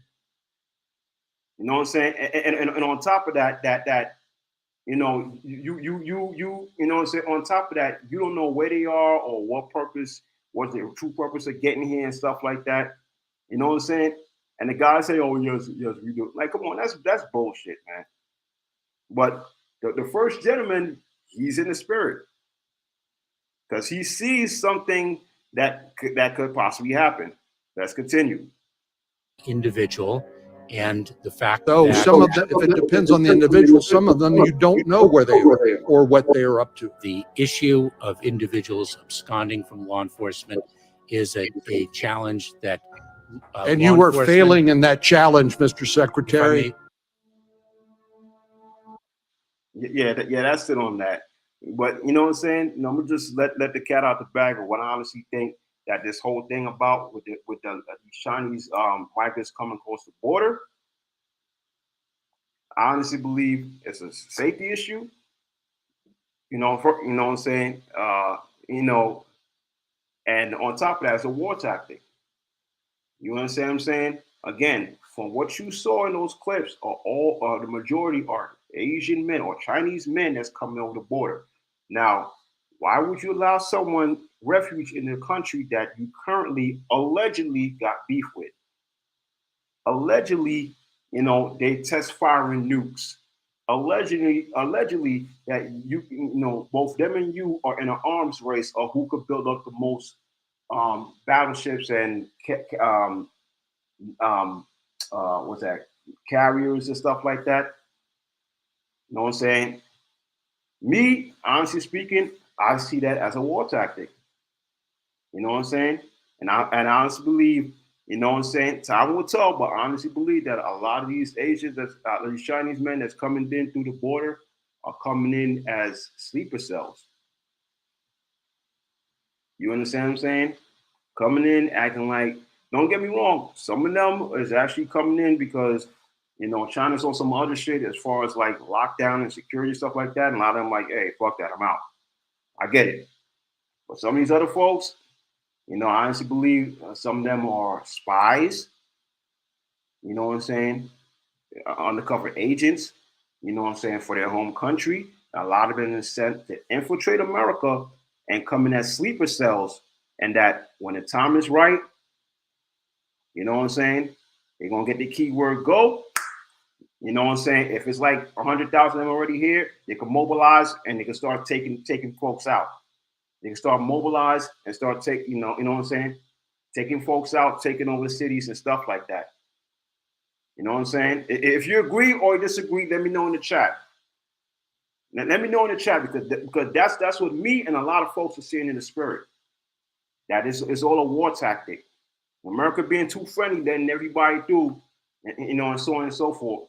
You know what I'm saying? But why would you let in someone that allegedly that you have beef with? Do you really have beef with China? Because I bet you if some people was trying to get out of Russia, decide like, yo, man, like when we coming over too, where you from? You from Russia?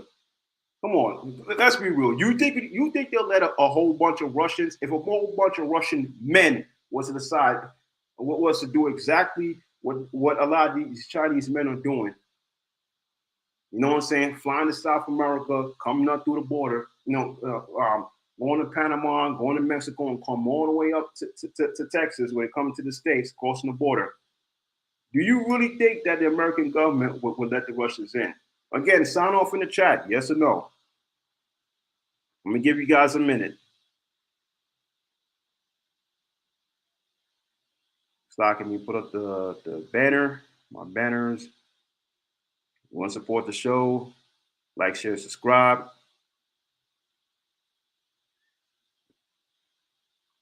I'm going to give you guys a minute. Because me, I honestly believe the answer to that is hell no. Hell no that if it was a whole bunch of Russian men, that was Russian women, maybe. You know what I'm saying? Because listen, you already know Esau got their thing for Eastern European women. So Russian women, I'm pretty sure they're gonna let them through.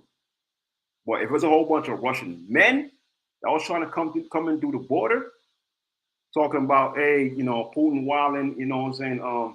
We can't take it anymore. We coming over here with refuge and stuff like that. Do you really think that they're gonna allow them in droves like that? We all know the answer to that question. Hell no. Hell no. but they're allowing a lot of these Asian folks to come through. You know what I'm saying? And not just men, some of the women too. They allow a lot of the women coming through. Some of them already pregnant with children. And guess what? They have their children here. Guess what? Quote unquote anchor baby. That baby's not a U.S. citizen. So now they got to establish roots right here in this country. It's a slowly but surely takeover process, which, again, it's a war tactic. We got a lot of these men, able-bodied, you know what I'm saying? Able-bodied, military-aged men that's coming over to the borders and stuff. You know what I'm saying? And they're being allowed into the country, not knowing if any of these guys are sleeper cells. Like that, the guy that asked, the Secretary of Defense? You know what I'm saying? Or Secretary of Homeland Security asked him that, like, yo, do you know where these guys are going? You know who they are? You know what they're doing? You know what I'm saying? Like, it was early this year, they found out in New York City, in Flushing, Queens, that they had, like the Chinese had like their own police station set up, you know what I'm saying, without, you know what I'm saying, the U.S. government's consent. They had their own police station set up, and that they had to bring in, I believe, the feds to shut it down. Because number one, it was unauthorized, and number two, they didn't know what they was doing. They didn't know what the hell they was doing with that. You know what I'm saying? It could have been the Chinese government, building that so-called police station to spy on folks that might have left China, that might be talking shit about China and stuff like that. Because one thing about the Chinese government, they don't tolerate, especially was it the prime minister or dictator, whatever the hell he is, they don't tolerate their citizens talking shit about them. You know what I'm saying? You talk shit about the government, that was pretty much a death sentence. You know what I'm saying? But again, like early this year, they just shut down one of these so-called police stations in Flushing, Queens, that was unauthorized by New York State government or the federal government. They had to bring the feds to shut it down. So again, like I said, you don't know who these Asian folks, these Asian men that's coming over. You don't know their sleeper cells. Let enough of them in, and they get the word. Boom! They now mobilized. You don't know they know how to fight. Come on, dude look like he in the video. The Asian guy Zhang, he looked like he could defend himself and knew how to scrap if it came down to it. He looked like he might have did military time. In fact, a lot of these other countries, especially Eastern European and some Asian countries, it was pretty much mandatory to serve in the military. Not over here where it's optional. In some of these countries, especially Eastern European and maybe some Asian countries, it was mandatory. It was mandatory. So again, you don't know if these are sleeper cells being sent in to take over, which is going to cause all kinds of riots and uprisings, race wars, and stuff like that. So with that being said, let me get to that. That ends the segment of the migrant border crisis. But let me bring out the scriptures. You know what I'm saying? Because what I honestly believe that can happen.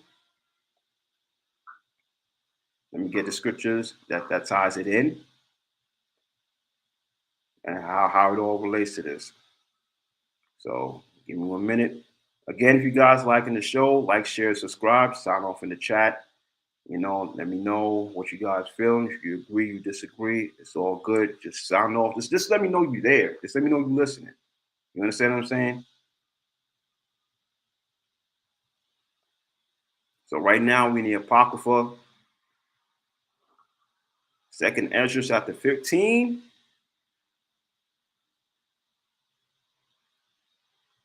And we starting at verse 14. Wait, hold up. Oh, that's the first chapter. Whoops. Slack your pardon about that. Sorry about that. 2nd Ezra 15 and 14. Woe to the world and them that dwell therein, for the sword and their destruction draweth nigh, and one people shall stand up and fight against another, and swords in their hands. This is where we at right now. This is where we at right now. All these other nations is building up their armies, test firing their missiles to try to see if it's hypersonic and stuff like that. Again, like I just brought up before, China is building up their navy. You know what I'm saying? To try to surpass, or at least try to be able to stand toe to toe with the U.S. Navy, because the U.S. Navy is pretty much the strongest navy on the planet, hands down. You know what I'm saying? And the nuclear technology of a lot of these Navy carriers and stuff and Navy ships and stuff, and Navy submarines is supposed to be top notch. They pretty much give any country in the world, including Russia, a run for their money. China is trying to compete with that.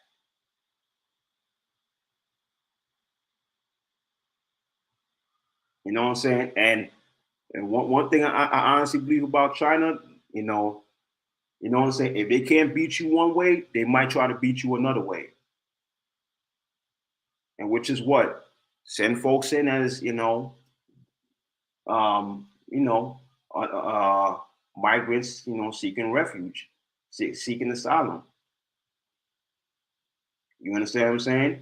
Now, some of them might actually be folks that really need asylum and really trying to get the hell away from whoever the hell the prime minister of China is. Sorry, his name slips me right now. But you know what I'm saying? Some of these guys are actually sleeper cells, undercover spies, undercover military agents. And again, like I said, going back to them recently finding that police station in Flushing, Queens. What was it? Flushing, Queens, or I think Chinatown in Long Manhattan. Again, these are people that came in the country legally that was doing this shit. People that came to this country legally with a passport and everything that they found out was, establishing their own police force without the local government or the state or the federal government's permission.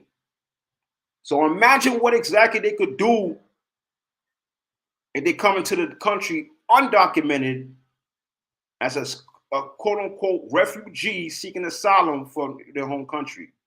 And again, like I said, a lot of these are able-bodied men. And I don't know if you guys missed it. Some of those guys is wearing what? Cargo military pants. Black cargo military pants. Come on. These dudes are undercover soldiers. These dudes are undercover soldiers. Undercover military men. So let me read on. For there shall be sedition among men.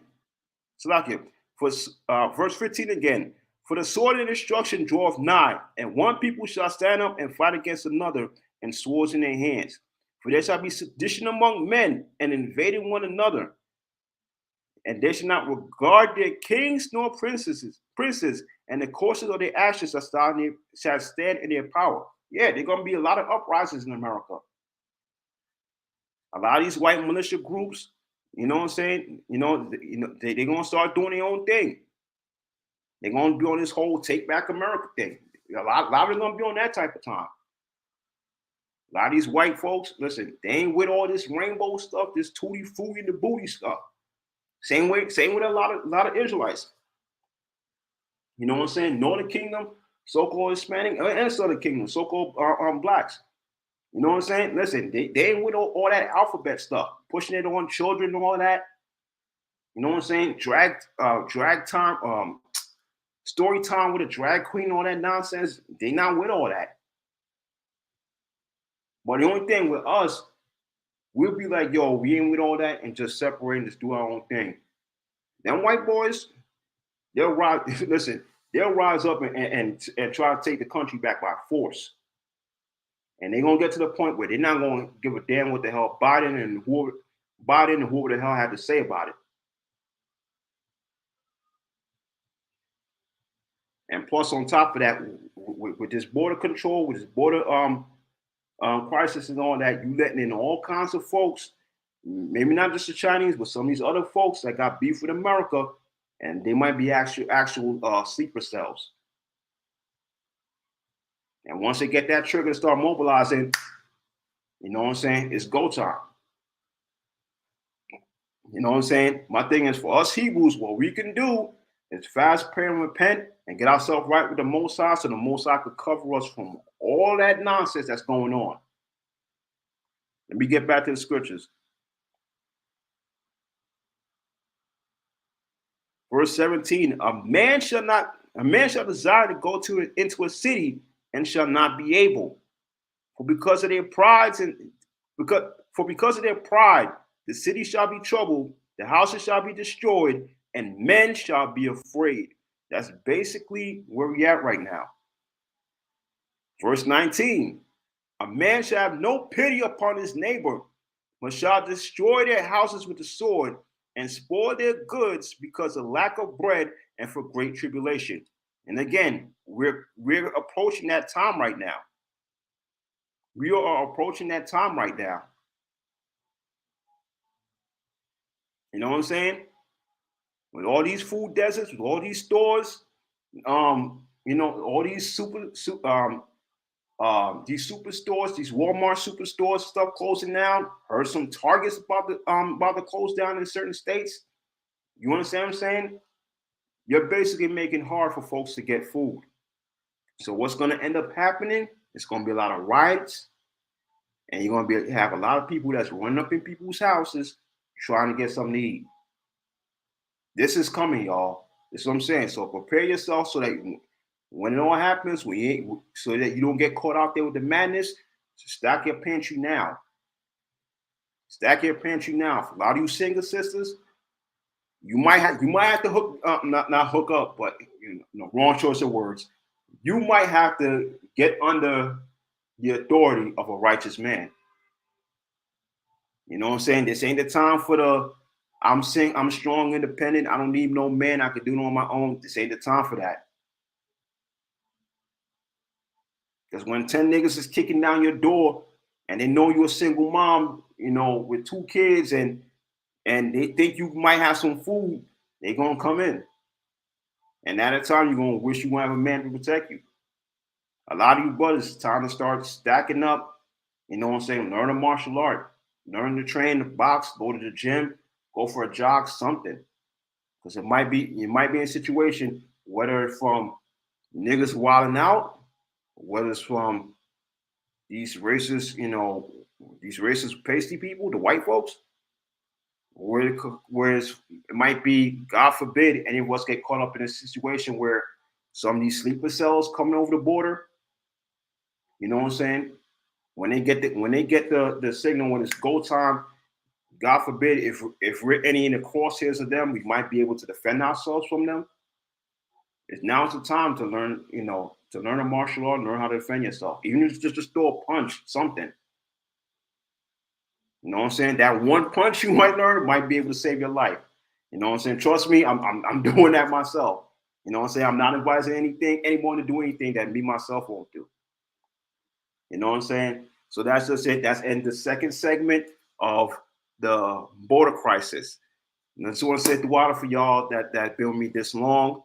Hour 43 minutes in. The water. Again, if you enjoyed the show, like, share, and subscribe. You know what I'm saying? Tell a friend, share with someone that you know that might be interested in this information, because it's something that we need in these last days. You know what I'm saying? And support Hebrew Israelite Media. If you enjoy the show, please donate to the Cash App. You know what I'm saying? And subscribe to any other Hebrew Israelite Media that's pushing the truth and edifying folks of what to do in these last days. So right now I'm gonna go to the creme de la creme, which is pretty much the reason why all 4 of you, you know what I'm saying? It was 7, but it went down to 4. It's all good. All 4 of you are here today. I'm pretty sure you all came for this news, which is, drum roll, please, the Neuralink. You know what I'm saying? As you all heard in the news, Elon Musk got, he got the green light from the FDA, the Food and Drug Administration, to do test runs with the Neuralink. They first tried it out on animals, but I think now the test run is about to be done on humans. You know what I'm saying? We all know, or those of us in the know kind of know what this might be alluding to, but in case you don't know, I'm gonna let you guys know. So let me queue up the last couple of videos and we'll proceed from there. Okay.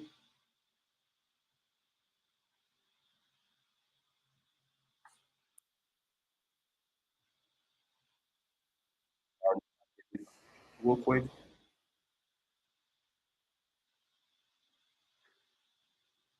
All right, this video is from, was it First Post? I don't know, it's a YouTube channel. If you guys are there, if you guys still good, the Water Harriet Barnes, she said that everything is still good. The water, I'm glad you're still good. If you guys good in the chat, please let me know. Shah. Now, see, our first video for this segment, this final segment, is from First Post. And it's from 3 days ago. You know what I'm saying? Elon Musk said Elon Musk's Neuralink brain chip can now be tested on humans. Now, what do you think the end game of all this could be? Now, I'm gonna play the video and I'm gonna stop and I'm gonna chime in. And again, this is fair use.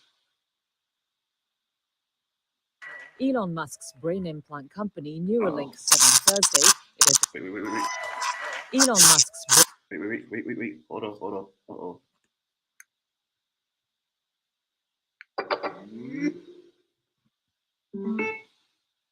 Sorry about that. Bluetooth disconnected. Slakia. Elon Musk's brain implant. Elon Musk's brain implant company Neuralink said on Thursday it had been given a green light from the US FDA to kickstart its first-in-human clinical study. It's a critical milestone for Neuralink after earlier struggles to gain approval. We're confident that it is possible to restore. Wait, hold up. Sorry to stop this so soon. Look where you see where. Take a look and see where the brain link is connected. FDA to kickstart its first-in-human clinical study. See, it's connected to your brain and it goes all the way down to, was it your spine? It's a critical milestone for Neuralink after earlier struggles to gain approval. We're confident that it is possible to restore full body functionality. On at least 4 occasions since 2019, Musk has said his medical device company would begin human trials for a brain implant to treat severe conditions such as paralysis and blindness. Yet the company. And see, let me say this. This is where, again, like I said, this is a sham original. This is what they use to reel you in.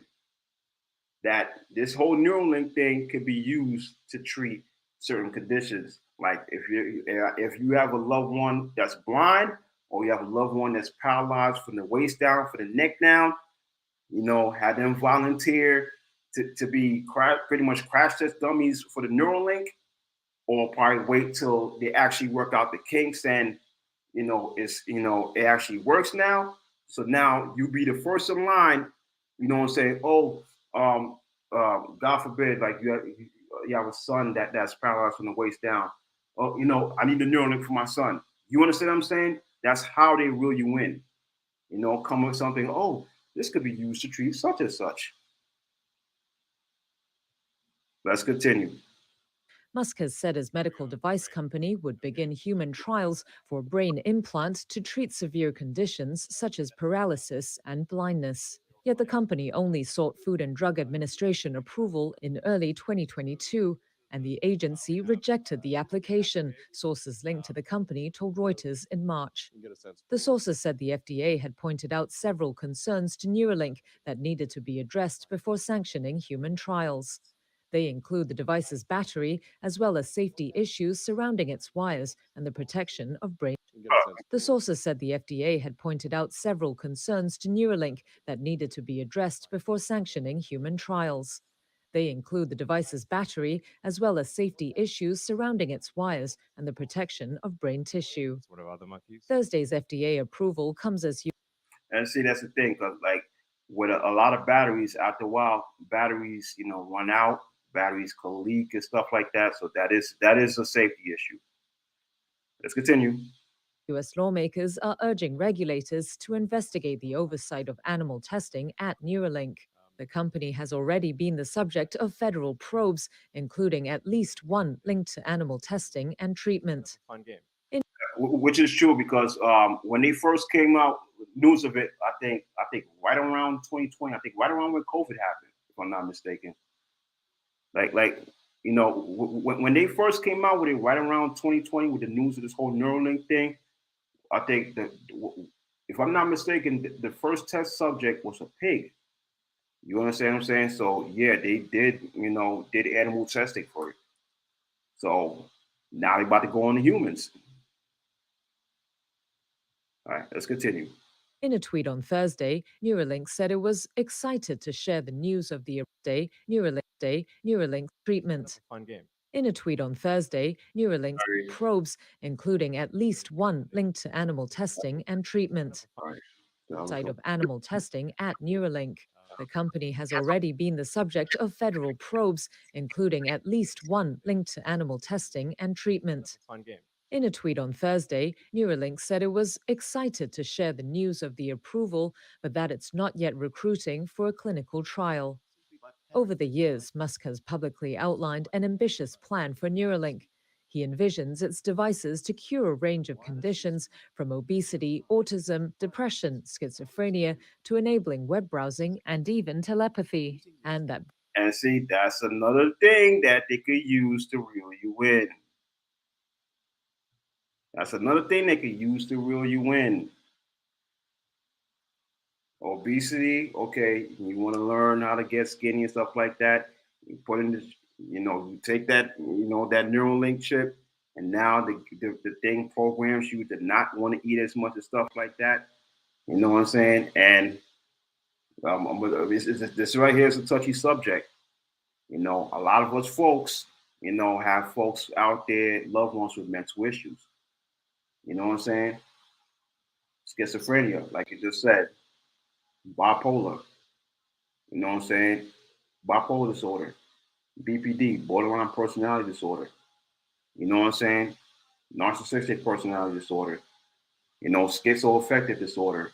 Autism, like I said in the video. A lot of us have loved ones that we sincerely care about that has these mental issues. Again, like I said, that is another hook that they use to reel you in. You know what I'm saying? You have a loved one, your moms, your cousins, your wife. You know what I'm saying? For the ladies, your husband. You know what I'm saying? Might have schizophrenia. Oh, the Neuralink has been approved. The Neuralink works well. Okay, I want to get it for my husband. You know what I'm saying? So that hopefully he could be healed and he could be back in his right mind. This is what they use to pull folks in. You understand what I'm saying? And they see that's the thing, how the devil works. Anything good that he wants, anything good. Slacking. I misspoke. Anything wicked that he wants you to take part of it, he tempts you with something that you want. In this case, you know what I'm saying? Oh, you want your son to walk again? You want your daughter to see again? Oh, your wife has bipolar, right? You want her to be well? Take the chip. That's how Satan tempts you. You know what I'm saying? Oh, your mom's a schizophrenic?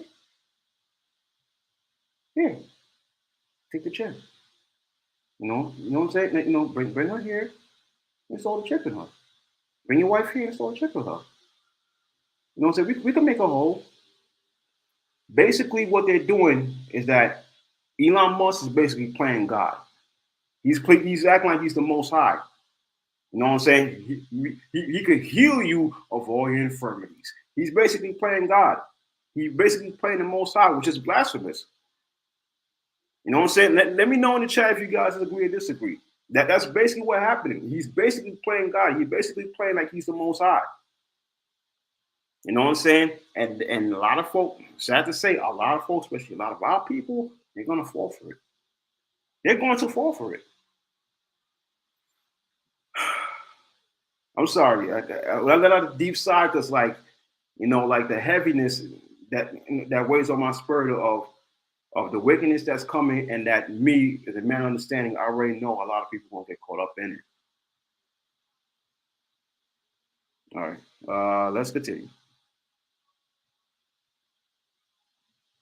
Both disabled and healthy individuals would be swiftly getting surgical implants at low conditions from obesity, autism, depression, schizophrenia. I see autism. Again, like I said, there's a rise. There's been a huge rise of, and see, this goes to show how Esau is the damn devil. There's been a huge rise of autism within the past maybe 20 years. And the main cause of it is all these damn, I don't want to say because I don't want to get dinged by YouTube. All out of the, that's required for babies. You know what I'm saying? They require all of these, you know what I'm saying, from like birth to like by the time they're like 2 years old, we're getting like 40 of them things. You understand what I'm saying? So that in turn is what, and on top of that, a lot of these, the flu. You understand what I'm saying? So a lot of that is causing a lot of folks and children to become autistic. You know what I'm saying? So it's like they cause a problem and it caused the solution on top of that. You understand what I'm saying? Order cable. Was that order cable or order through chaos? That's basically what they're doing. They're basically playing God. I can make you sick, but I can make you well at the same time. You see the mind games that's being played.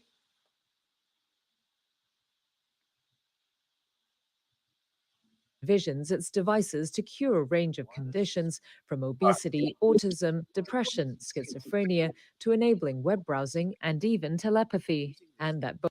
And I say, and even telepathy. So, you know what I'm saying? Folks that want to be like, want to live out their superhero fantasies. You know what I'm saying?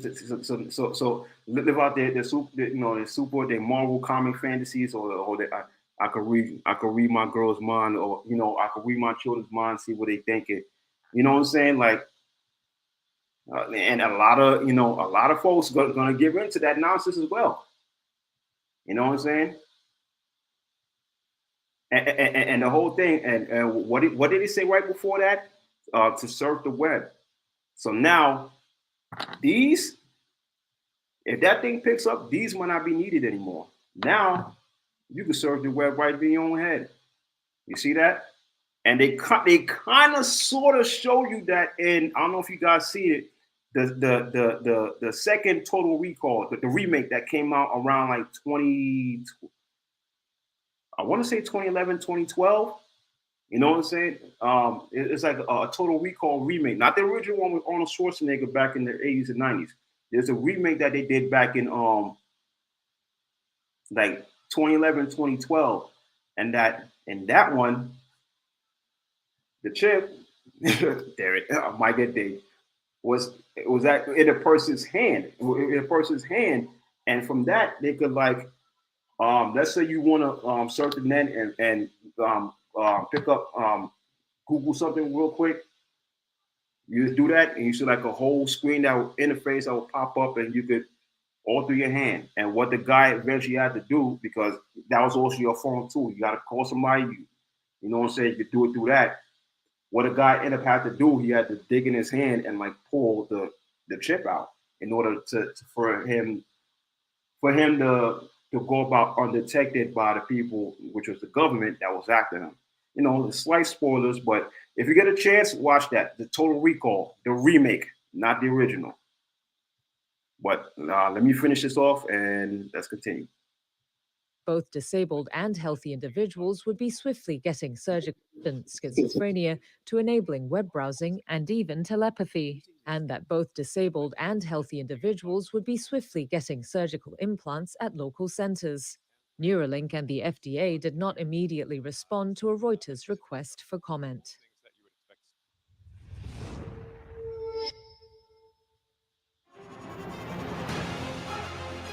Email exchanges from inside the BBC, they talk about the... Okay, yeah, that's it on that. They're basically advertising their channel as that. So let me go into the second clip. You know, let me go into the second clip.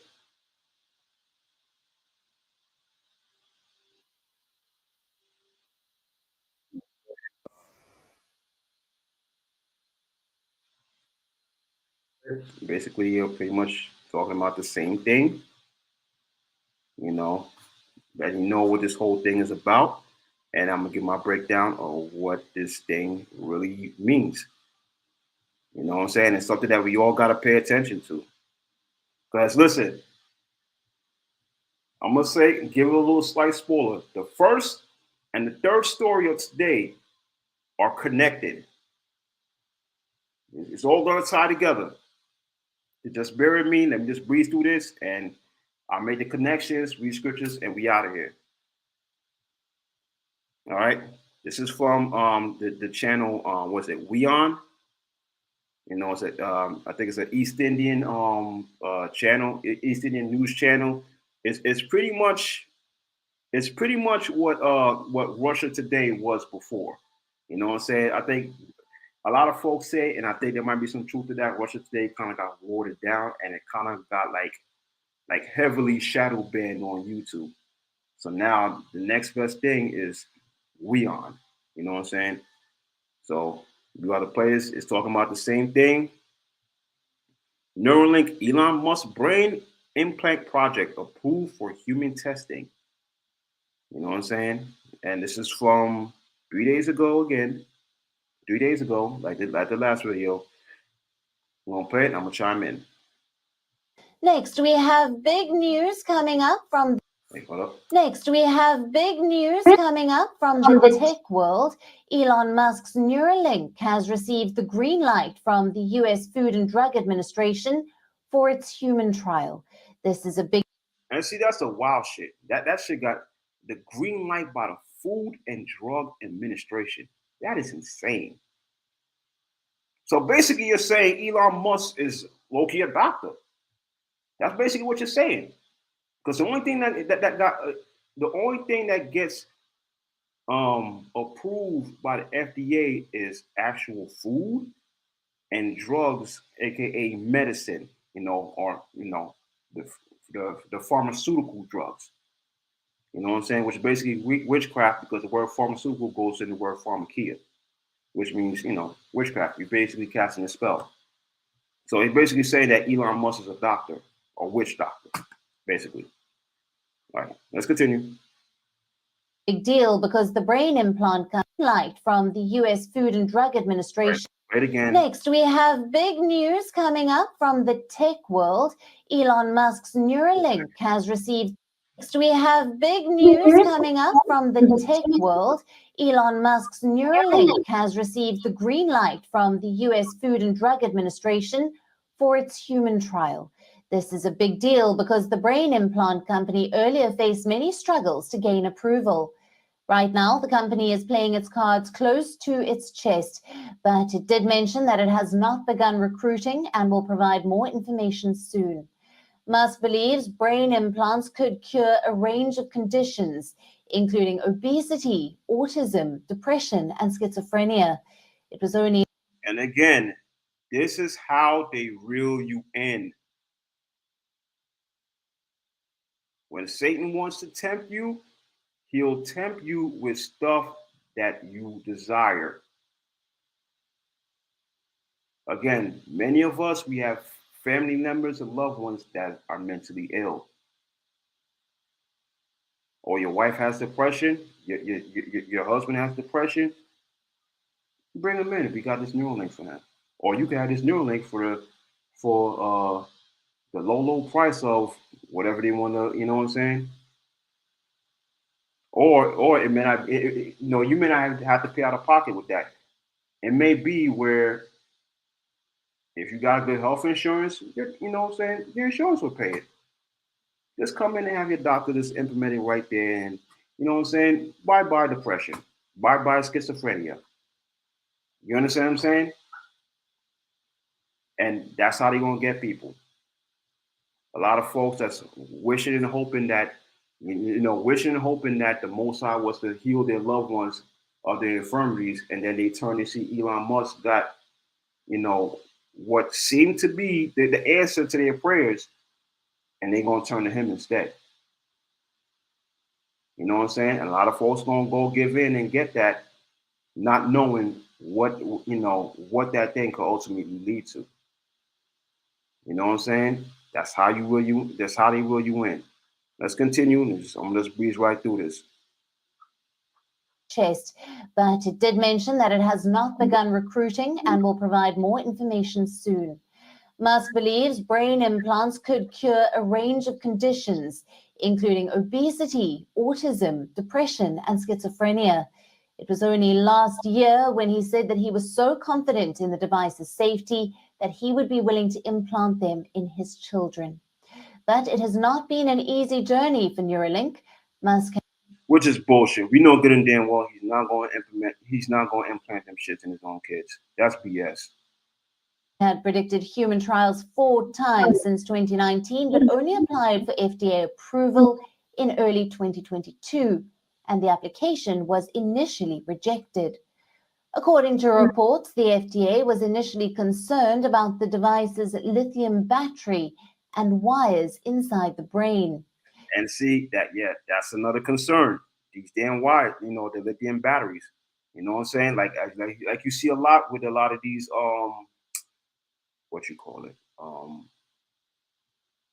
these electric cars, the electric scooters, mopeds, electric unicycles, you know what I'm saying, electric bikes and stuff like that, the lithium battery, you know what I'm saying? You've seen a lot of the fires that those batteries cause. Homes burnt down, homes burnt to the ground because, an electric bike exploded in the crib. You understand? You understand? So like that's one of the concerns. The whole having a damn battery in your head, God forbid that it explodes, you're done. You know what I'm saying? If you're foolish enough to take it. And also the wires connected to, you know what I'm saying, into your brain and all of that. All right, let's continue. It also raised concerns about the challenge of safely extracting the device without damaging brain tissue. And that's another thing. That's another thing. Maybe it's just me. I honestly believe that unless it's like maybe to like replace it with another one, they might have it set up where once that thing is locked in, that's it. You know what I'm saying? Ain't no, okay, I want to take it out now. Like, take what out? You understand what I'm saying? That if they don't do it at first, I ultimately believe that's going to be the end game. That, the only reason that they'll even take it out is if it's faulty, and they're gonna want to replace it with another one. But I don't think that once they place that thing in you, you're stuck with it. So ain't no, okay, I want to take it out now. They're gonna be like, take what out? Because trust and believe they're gonna have some extra plans behind that Neuralink as well. And I'm gonna get into it right after this video. Neuralink, on the other hand, has been of safely extracting the device without damaging brain tissue. Neuralink, on the other hand, has been investigated by federal agencies multiple times. In May, U.S. lawmakers urged regulators to investigate the process of animal testing at Neuralink. There were concerns about rushed and failed experiments. The Department of Transportation is also looking into whether Neuralink transported dangerous pathogens without proper safety measures. While the U.S. Department Dangerous pathogens. Are we talking about another virus? Time will tell. Let's continue. of Agriculture is probing Neuralink for potential animal welfare violations. The company hasn't commented on these investigations yet.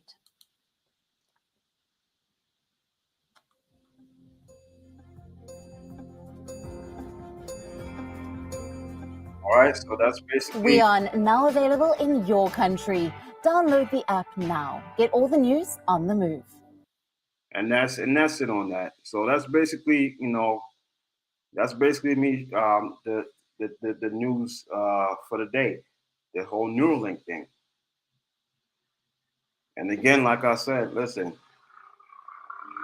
it's all sound good. You know what I'm saying? Oh, it's to help the sick. It's to help people that's blind, to help them see, help the people who might be paralyzed to walk again. You know what I'm saying? It's all a ploy. That's a hook to reel you in. But listen, like I read post what Elder Zob said. Don, you're right. He's in bed with the government. Yes, Elon Musk is in bed with the government.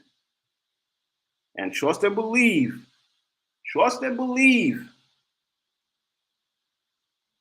that they're going to use his device and attach other things to that device as well. It's not going to be just a case of to help you sick, to help you get better, and blah, blah, blah. They're going to attach other information to that as well. You know what I'm saying? But before we get into the scriptures, there's one small quick video that I want to show what this crazy ass fool did. One small quick thing, and I'm gonna just breeze right through it.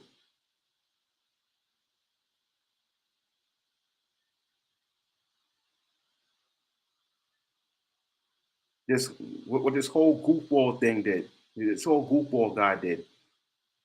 All right, this is from Fox 2 Detroit. It's from 9 months ago. You see the title: Metro Detroit man gets chip implant as key to his Tesla. You know what I'm saying?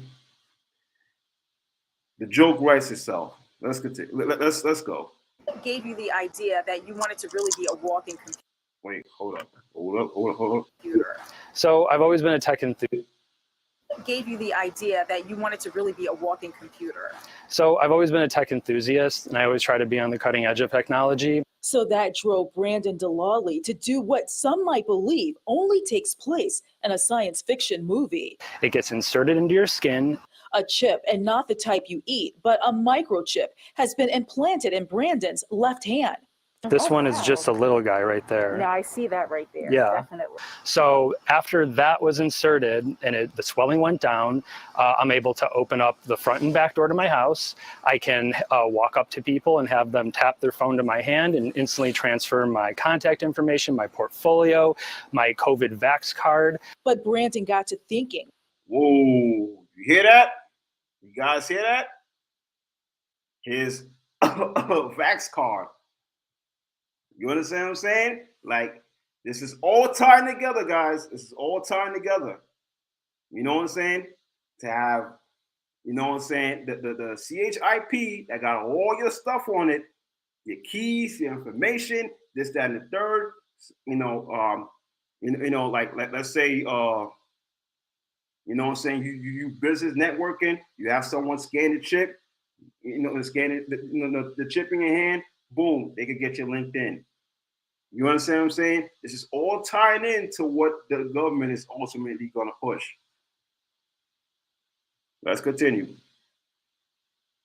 Why stop there? Let me rewind it back. So Brandon's left hand. This one is just a little guy right there. Yeah, I see that right there. Yeah. Definitely. So, but a microchip has been implanted in Brandon's left hand. A chip, and not the type. It gets inserted into your skin. A chip, and not the type you eat, but a microchip has been implanted in Brandon's left hand. I believe only Brandon Delali to do what some might believe only takes place in a science fiction movie. It gets inserted into your skin.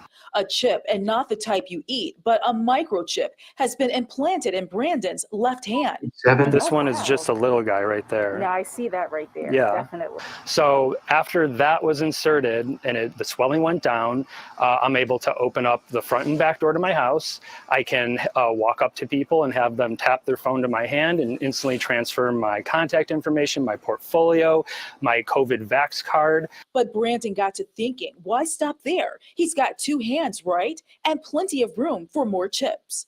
So I thought, how cool would it be if I could leave my house, no car key, no house key. So 2 weeks ago, right here in Michigan, Brandon got another chip implanted, this one in his right hand, to unlock and start his Tesla. It's a perfect backup, something you can never forget, something that doesn't break, something that won't fail you. And if you... Again, that's how they reel you in. Oh, you don't ever have to forget your keys. It will never break. This is how these people reel you in. Convenience. Be careful, y'all. You think having chips implanted in your body requires a backup, something you can never forget, something that doesn't break, something that won't fail you. And if you think having chips implanted in your body requires a doctor or is costly, well, think again. The chips. Listen to this. Pay very close attention to this. First of all, let me say this. This dude is an idiot. Hands down. This dude is an idiot and a damn patsy and a pawn. You know what I'm saying? But listen to this part very carefully. Chips implanted in your body requires a doctor or is this one in his right hand to unlock and start his Tesla. It's a perfect backup, something you can never forget, something that doesn't break, something that won't fail you. And if you think having chips implanted in your body requires a doctor or is costly, well, think again. The chips themselves are anywhere from between $200 and $300, and the install only ran me about $100 because you can go to a local piercing shop who will obviously agree to do the installation, all the programming. You hear that? See, again, this is how they reel you in. Oh, it's not too expensive. The chip is only $200. And to install, it's only $100. All you need is $300. And guess what? You ain't got to go to the doctor. All you got to do is go to like a tattoo artist or something like that. They do it for you. See, this is how they reel you in. This is how you subliminally pushing folks to get it. You know what I'm saying? Pay attention to devils like this idiot right here. Body requires a doctor or is costly and start his Tesla.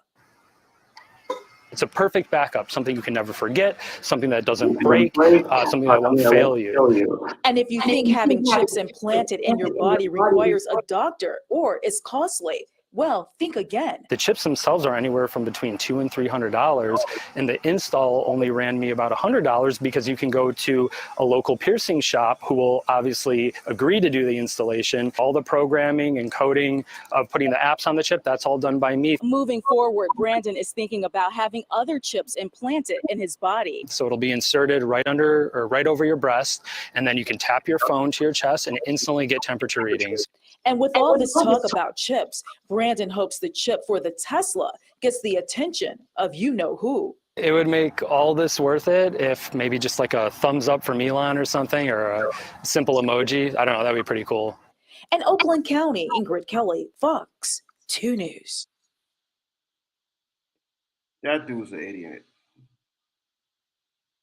That dude's an idiot. And listen, he's doing, let's keep it a grip. He's doing it for way more than just a damn good job from Elon Musk. He's doing it for way more than just that. He's probably doing it for probably a role or position in his company, or probably a role or position with this whole Neuralink thing. He knows what he's doing. And the fact that, I didn't pause it where he said it. Like towards the end, he said that all the apps and stuff that's on the chip, he personally programs it. Which means what? He works in the tech industry. He knows what he's doing. He knows what he's doing. But all this stuff, about, oh, he decided to put one in his chest so he could just tap his phone and read his temperature. Listen, man, you don't have to worry about that. Listen, the government going eventually going to find a way to implement all that shit in just one little chip. But if anything, who knows? He might just be a plant, or he might be one of the people that use to test all these things out before the government, the New World Order, combine all that stuff into this one chip. I play that for a reason, for you guys to see how they really pushing this agenda of taking the microchip or taking the Neuralink, how they constantly pushing that on you people. How they constantly pushing that on the people. And Detroit, who's in Detroit? A lot of black folks. I mean, yes, sure, you got white people and other nations in Detroit, but there's a lot of Israelites in Detroit, in the faith. They're really doing that so you can get to be down with the nonsense too. You know what I'm saying? It's all a game. So how this all ties together? The first story and the third story is tied to what? The mark of the beast. The mark of the beast. The first story with the government shutdown, and when I played the video of the FedNow turning the dollar digital, to the Neuralink, the device that has been playing right in your brain that's supposed to allegedly help folks with mental illness or with other serious infirmities get better. But guess what? Eventually, both of them, they're going to combine. They're going to combine it where if you take either or, it has all your personal information, your name, your address, your health records, where you work, your bank account. You know what I'm saying? This FedNow thing, eventually they might place that into the CHIP. So now you get paid with that. You know, and you see that in in Europe, if I'm not mistaken. You know what I'm saying? A lot of companies, not a lot, but there was a few companies in Europe, I think it was in Sweden, that was doing test runs where all the employees got chipped. They did some of that over here in the States too. And you get paid through that. Other folks, if I could find it, I'm gonna do a follow-up or a separate, side video, short video for that. Folks that was using implementing microchips, just like this idiot did, to scan, scan at the store. Okay, I'm buy myself a chopped cheese on a hero, with some chips and a Pepsi or something like that. Just boop, like now you got these new cards where you don't have to like swipe or like stick in the chip part. You could just do the tap pay where you just tap, boop, and you'll pay. So folks is starting to do the same thing with the microchip. Already being test run. So once the government finally decides to implement it with the FedNow and the whole thing with the Neuralink is only going to be starting off. It's going to be used as something to help people get better and give them superhuman power, stuff like that. But that too, that's also going to start to contain all your information, your medical history. You know what I'm saying? Your medical history. Because of course, if it's dealing something with health, which is sickness, obviously they're going to need, okay, this person was taking meds for schizophrenia. Okay, no problem. You know what I'm saying? So they're going to need access to your medical information. So they're going to need your medical history. Probably going to plant a GPS tracker on you just in case you was to get lost, or you understand what I'm saying? They were to see that your joint is faulty and start bugging out. Listen, this is the way how the government can track you. You know what I'm saying? Which all builds up to what? The mark of the beast. So let me get the scriptures. and close it out. Revelation 13:7. The water, you guys, for sticking in so long. Salak has been a long show, but I just got to get this information out there and get this off my chest.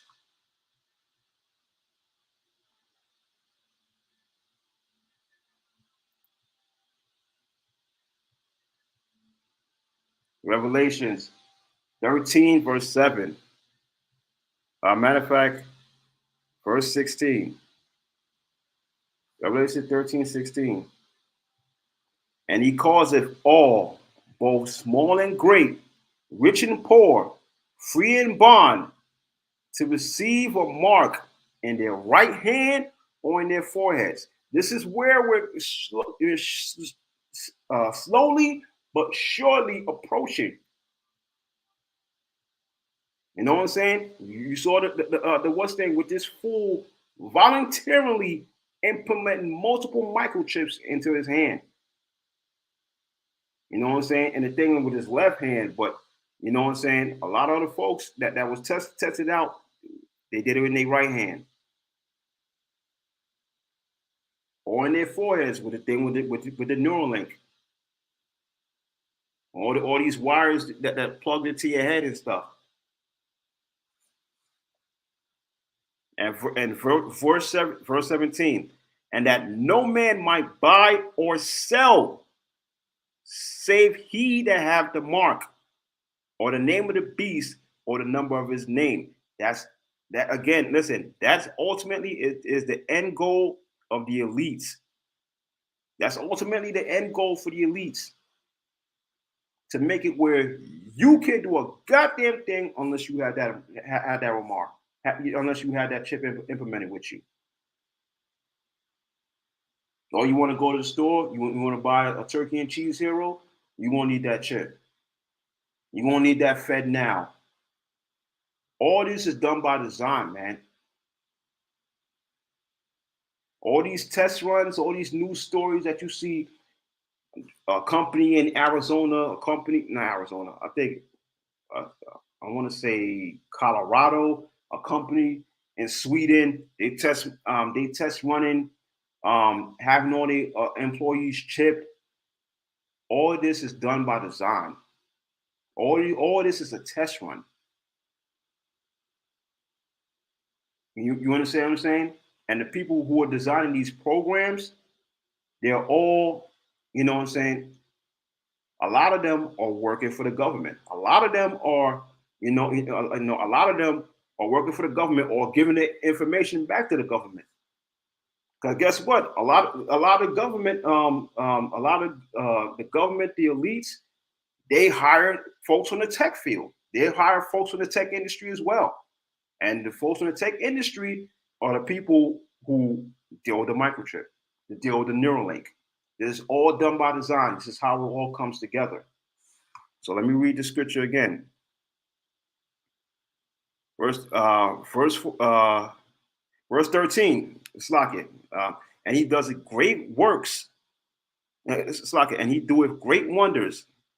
And that's what the Neuralink is talking about. The Neuralink is talking about helping paraplegic people walk again. Again, Elon Musk is basically playing the Most High. He's playing God. Great wonders of, if you have a loved one that's schizophrenic or bipolar, you get in the Neuralink, they're now in their right mind again. This dude is playing God. He's playing the Most High. So that's the great wonders.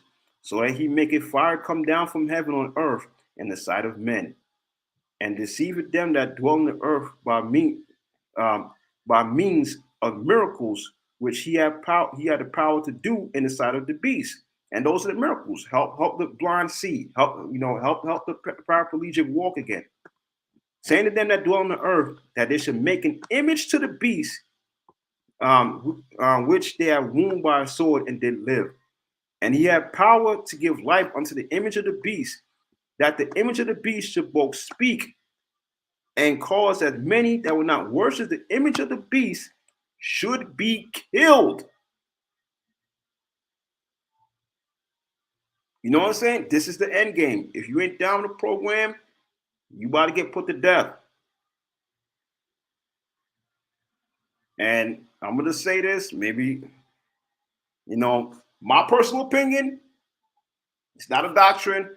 I'm starting to really believe part of the beast, or what actually is the beast, is AI. That's just me, not a doctrine. I'm starting to really believe that part of the beast, or what actually is the beast, is this whole AI, artificial intelligence. That's just me. If I'm wrong, may the Most High reprove me and show me the correct way, but I'm starting to believe that artificial intelligence is part of that system. What do you guys think? Let me get back to the scriptures. And he causeth all, both great and small, rich and poor, free and bond, to receive a mark in their right hand or in their foreheads. This is the time we're approaching now, guys. You know what I'm saying? And again, with this whole FedNow thing, like I said before, first it's going to be a test run. Then it's going to be, voluntarily. But eventually, give it like maybe 3 to 5 years, it's all going to be mandatory. You understand what I'm saying? And with this whole the thing with the Neuralink, you know what I'm saying, and with this whole chip thing, with the microchip in your hand, it has all your information. So now, you don't ever got to worry about forgetting your wallet, forgetting your keys, forgetting your ID. You know what I'm saying? Now everything is all in the palm of your hand. You know what I'm saying? Shout out to Elder Zaab. I was say Kazab, but shout out to Elder Zaab. He said, Khan AI is a part of it. Yeah, I'm starting to really see that in the spirit too. I'm starting to really see that in the spirit. It's not a doctrine, you know what I'm saying? But I'm starting to really think that AI is part of that beast too. But now, what I'm saying, shout out to Elder Zaab, saying that he told me last month when we had our deep talks, was that convenience is going to kill a lot of folks.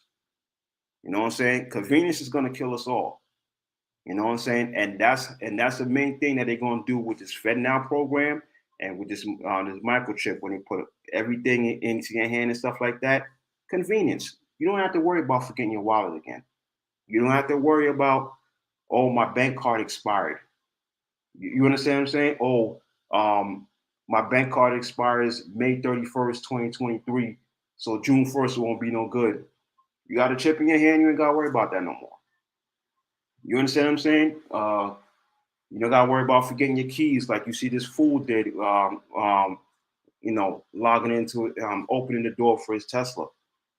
You understand what I'm saying? It's convenience. And convenience is how they kill you. Convenience is how they get you. Let me close out the scripture. Verse 17, that no man might buy or sell, save he that had the mark, or the name of the beast, or the number of his name. That's going to be ultimately the end game, to make it where it's virtually impossible for you to navigate in this system without having one of those two things implanted into you. It's coming. And the wild thing is, you may think this might be 5-10 years down the line, but with this whole thing with AI, like I told brothers before, like I'm watching videos, and a lot of folks that making these AI programs are complaining that AI is moving way too fast to their liking and starting to get sentient and starting to get a mind of their own. You know what I'm saying? A lot of tasks that might take us maybe 2 weeks to do, they're doing it in 20 minutes. Like the AI is really working fast. So messing around with all these AI, they could friggin' mass produce these chips, mass produce these Neuralinks, implement everything that they need to, probably maybe in the next 2-3 years. So you might think, I'm gonna worry about that for the next 10-15 years. Man, the way how AI moving, this stuff may all be rolled out in the next 2 or 3. Watch and pray, y'all. the water for the 4 y'all that's still here. It's lucky I'm kind of long-winded, but I got to get this information out. Verse 18, here is the wisdom. Let him that have understanding count the number of the beast, for it's the number of a man, and his number is 666. So that's the scripture. That's the end of that scripture. That's Revelation 13. I think I read from 13 to 18. You know what I'm saying? For the folks that want to write down the notes. You know what I'm saying? Like, listen, man, this is stuff that we need to be mindful of.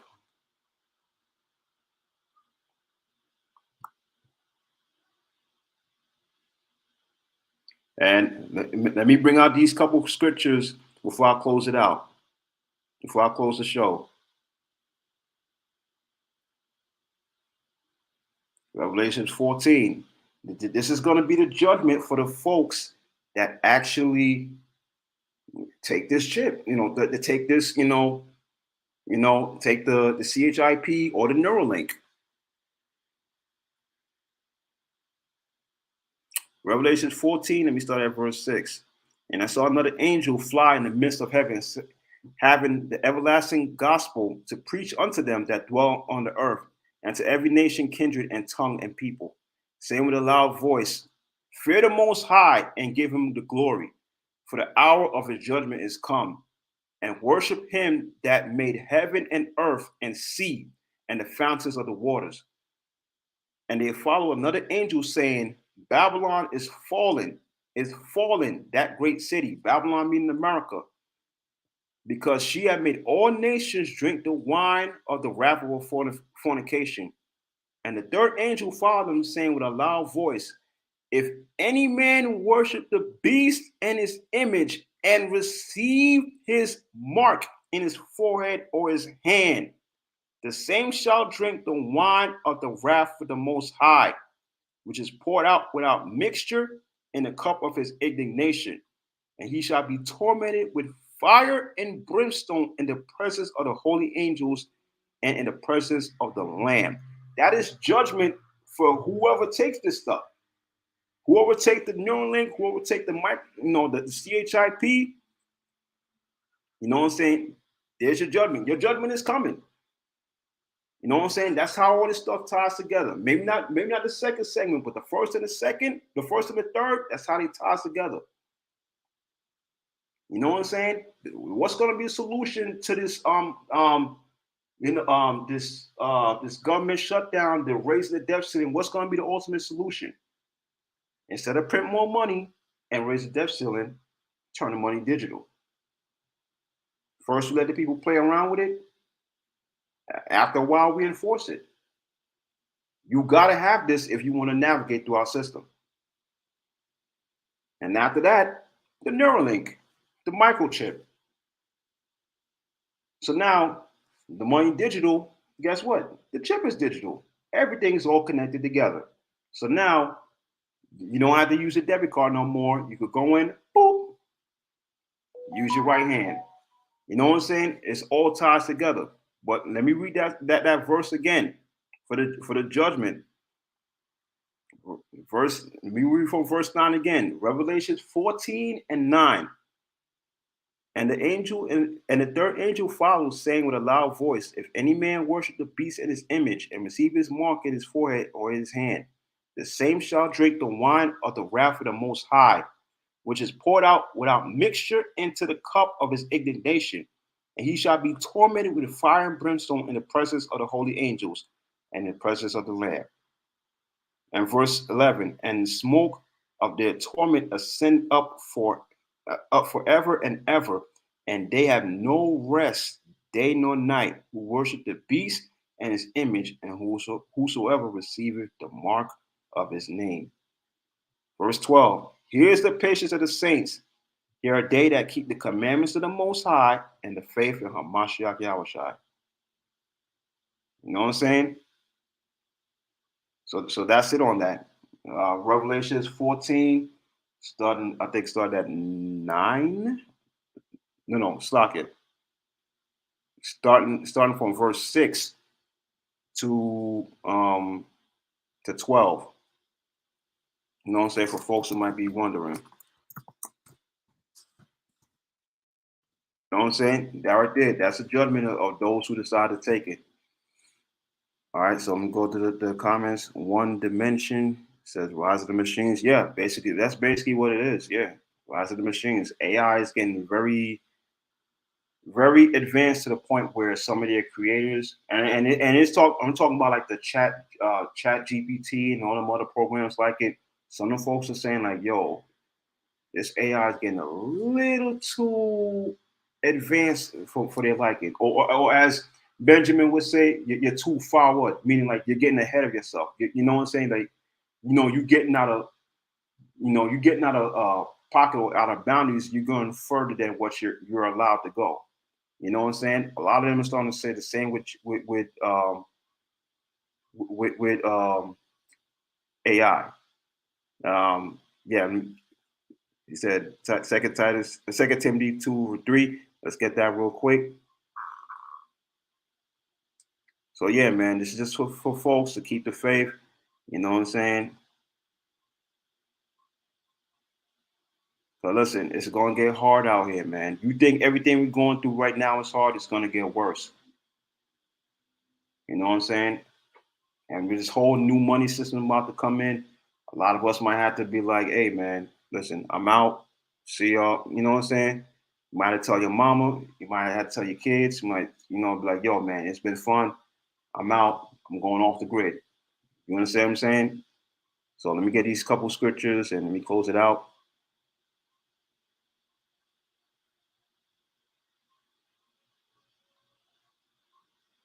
Elder Zab, Second Timothy, Slakia, 2 and 3. Second Timothy chapter 2, verse 3. Therefore, endure hardness as a good soldier of Hamashiach Yahushai. No man maybe verse 4. No man that warreth entangle himself with affairs of this life, that he may please him who have chosen to be a soldier. You know what I'm saying? That's basically what we got to be, man. You can't be too wrapped up and entangled with this world, man. This world is done. This world is finished. There's nothing left in this world. You know what I'm saying? But to be ultimately destroyed. I mean, sure, you could still have your fun where you chilling with your family, your loved ones here and there. But listen, ultimately, this world is done. This world is done. Continue. And if a man also strive for the masteries, yet is he not crowned, except he strive lawfully. The husbandman that laboreth must first partake of the fruits. Consider what I say, and the Lord give thee understanding in all things. You know what I'm saying? So, yeah, the water for the scripture for Elder Zahab. Let me just read my last two scriptures, my two scriptures for the show.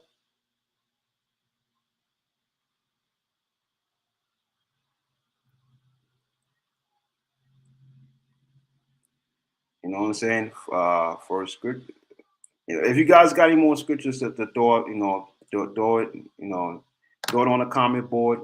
You know what I'm saying? And that we, if you, I'll read it and go into it. Ephesians chapter 5, starting at verse 15. This is one of the theme scriptures for the show. See that ye walk circumspectly, not as fools, but as wise, redeeming the time because the days are evil. And this is the mindset that we got to be in this time. You know what I'm saying? Listen, the time we are now is very much evil. You see a lot of wickedness, a lot of abominations, a lot of the alphabet stuff being pushed, the agendas being pushed on children. You know what I'm saying? The trans gentleman nonsense that's being pushed, feminism being pushed. You know what I'm saying? All kinds of wickedness pushing the media, adultery, fornication, stuff like that. All that being pushed. It's an evil world we live in. You know what I'm saying? So this is the time we walk circumspectly, not as fools, but as wise. because there's many pitfalls for us to fall in and get caught up out there. You know what I'm saying? So that's something that just want you guys to understand. And after that, so close with this. That's Ephesians 5:15. And after that, I'm just closing with the theme show. Close with a theme show for the show. The theme scripture for the show, Mark 13:8. Or you could use Matthew 24, starting at verse 6. Is it both the same scripture? But I'm going to use Mark 13:8. Mark 13:8. For nation shall rise against nation, and kingdom against kingdom, and there shall be famines. That's like it. There shall be earthquakes in diverse places, and there shall be famines and troubles. These are the beginnings of sorrows. You know what I'm saying? So that's the theme show for the show. Just want to say to you guys for sticking around this long, 2 hours and 45 minutes. Kind of long show. Salakia, I didn't want the show to be that long, but I really had to go in and break down, you know what I'm saying, the stuff that's on the horizon. You understand what I'm saying? So just want to say to you guys for sticking around. If you haven't already, like, share, and subscribe. You know what I'm saying? Tell a friend. You know what I'm saying? So show your support to Hebrew Israelite Media. If you guys want to make a donation, the Cash App is in the ticker, $ I am Sham 12. You know, and also if you guys haven't already, subscribe to the Priest Danya Allah's channel, Maccabees TV, where he also goes into current events, Bible prophecy, you know what I'm saying, stuff that goes on in the Hebrew Israelite community when he does his road rage shows. So show the priest some support as well. So again, thank you guys very much. I really appreciate it. Thank you for sticking around this long. And join me next week, Yahar Ratazar, next week, the show Monday, every Mondays. Timing, I want to say noonish, Yahar Ratazar, but I'll keep you guys posted. But every Mondays, I'm gonna try and make that the day for the show, the beginning of sorrows, where I have a weekly update of current events and Bible prophecy. The show won't be as long as today, Yahar Ratazar, Salaki about that. But you know what I'm saying? But yeah, Mondays, noonish, the beginning of sorrow. So join in next week for our next show. So with that, giving all praises to the Most High, now Yahweh, Bashar, Mashak, Yahweh Shai. Just want to say shalom, everyone. Shalom.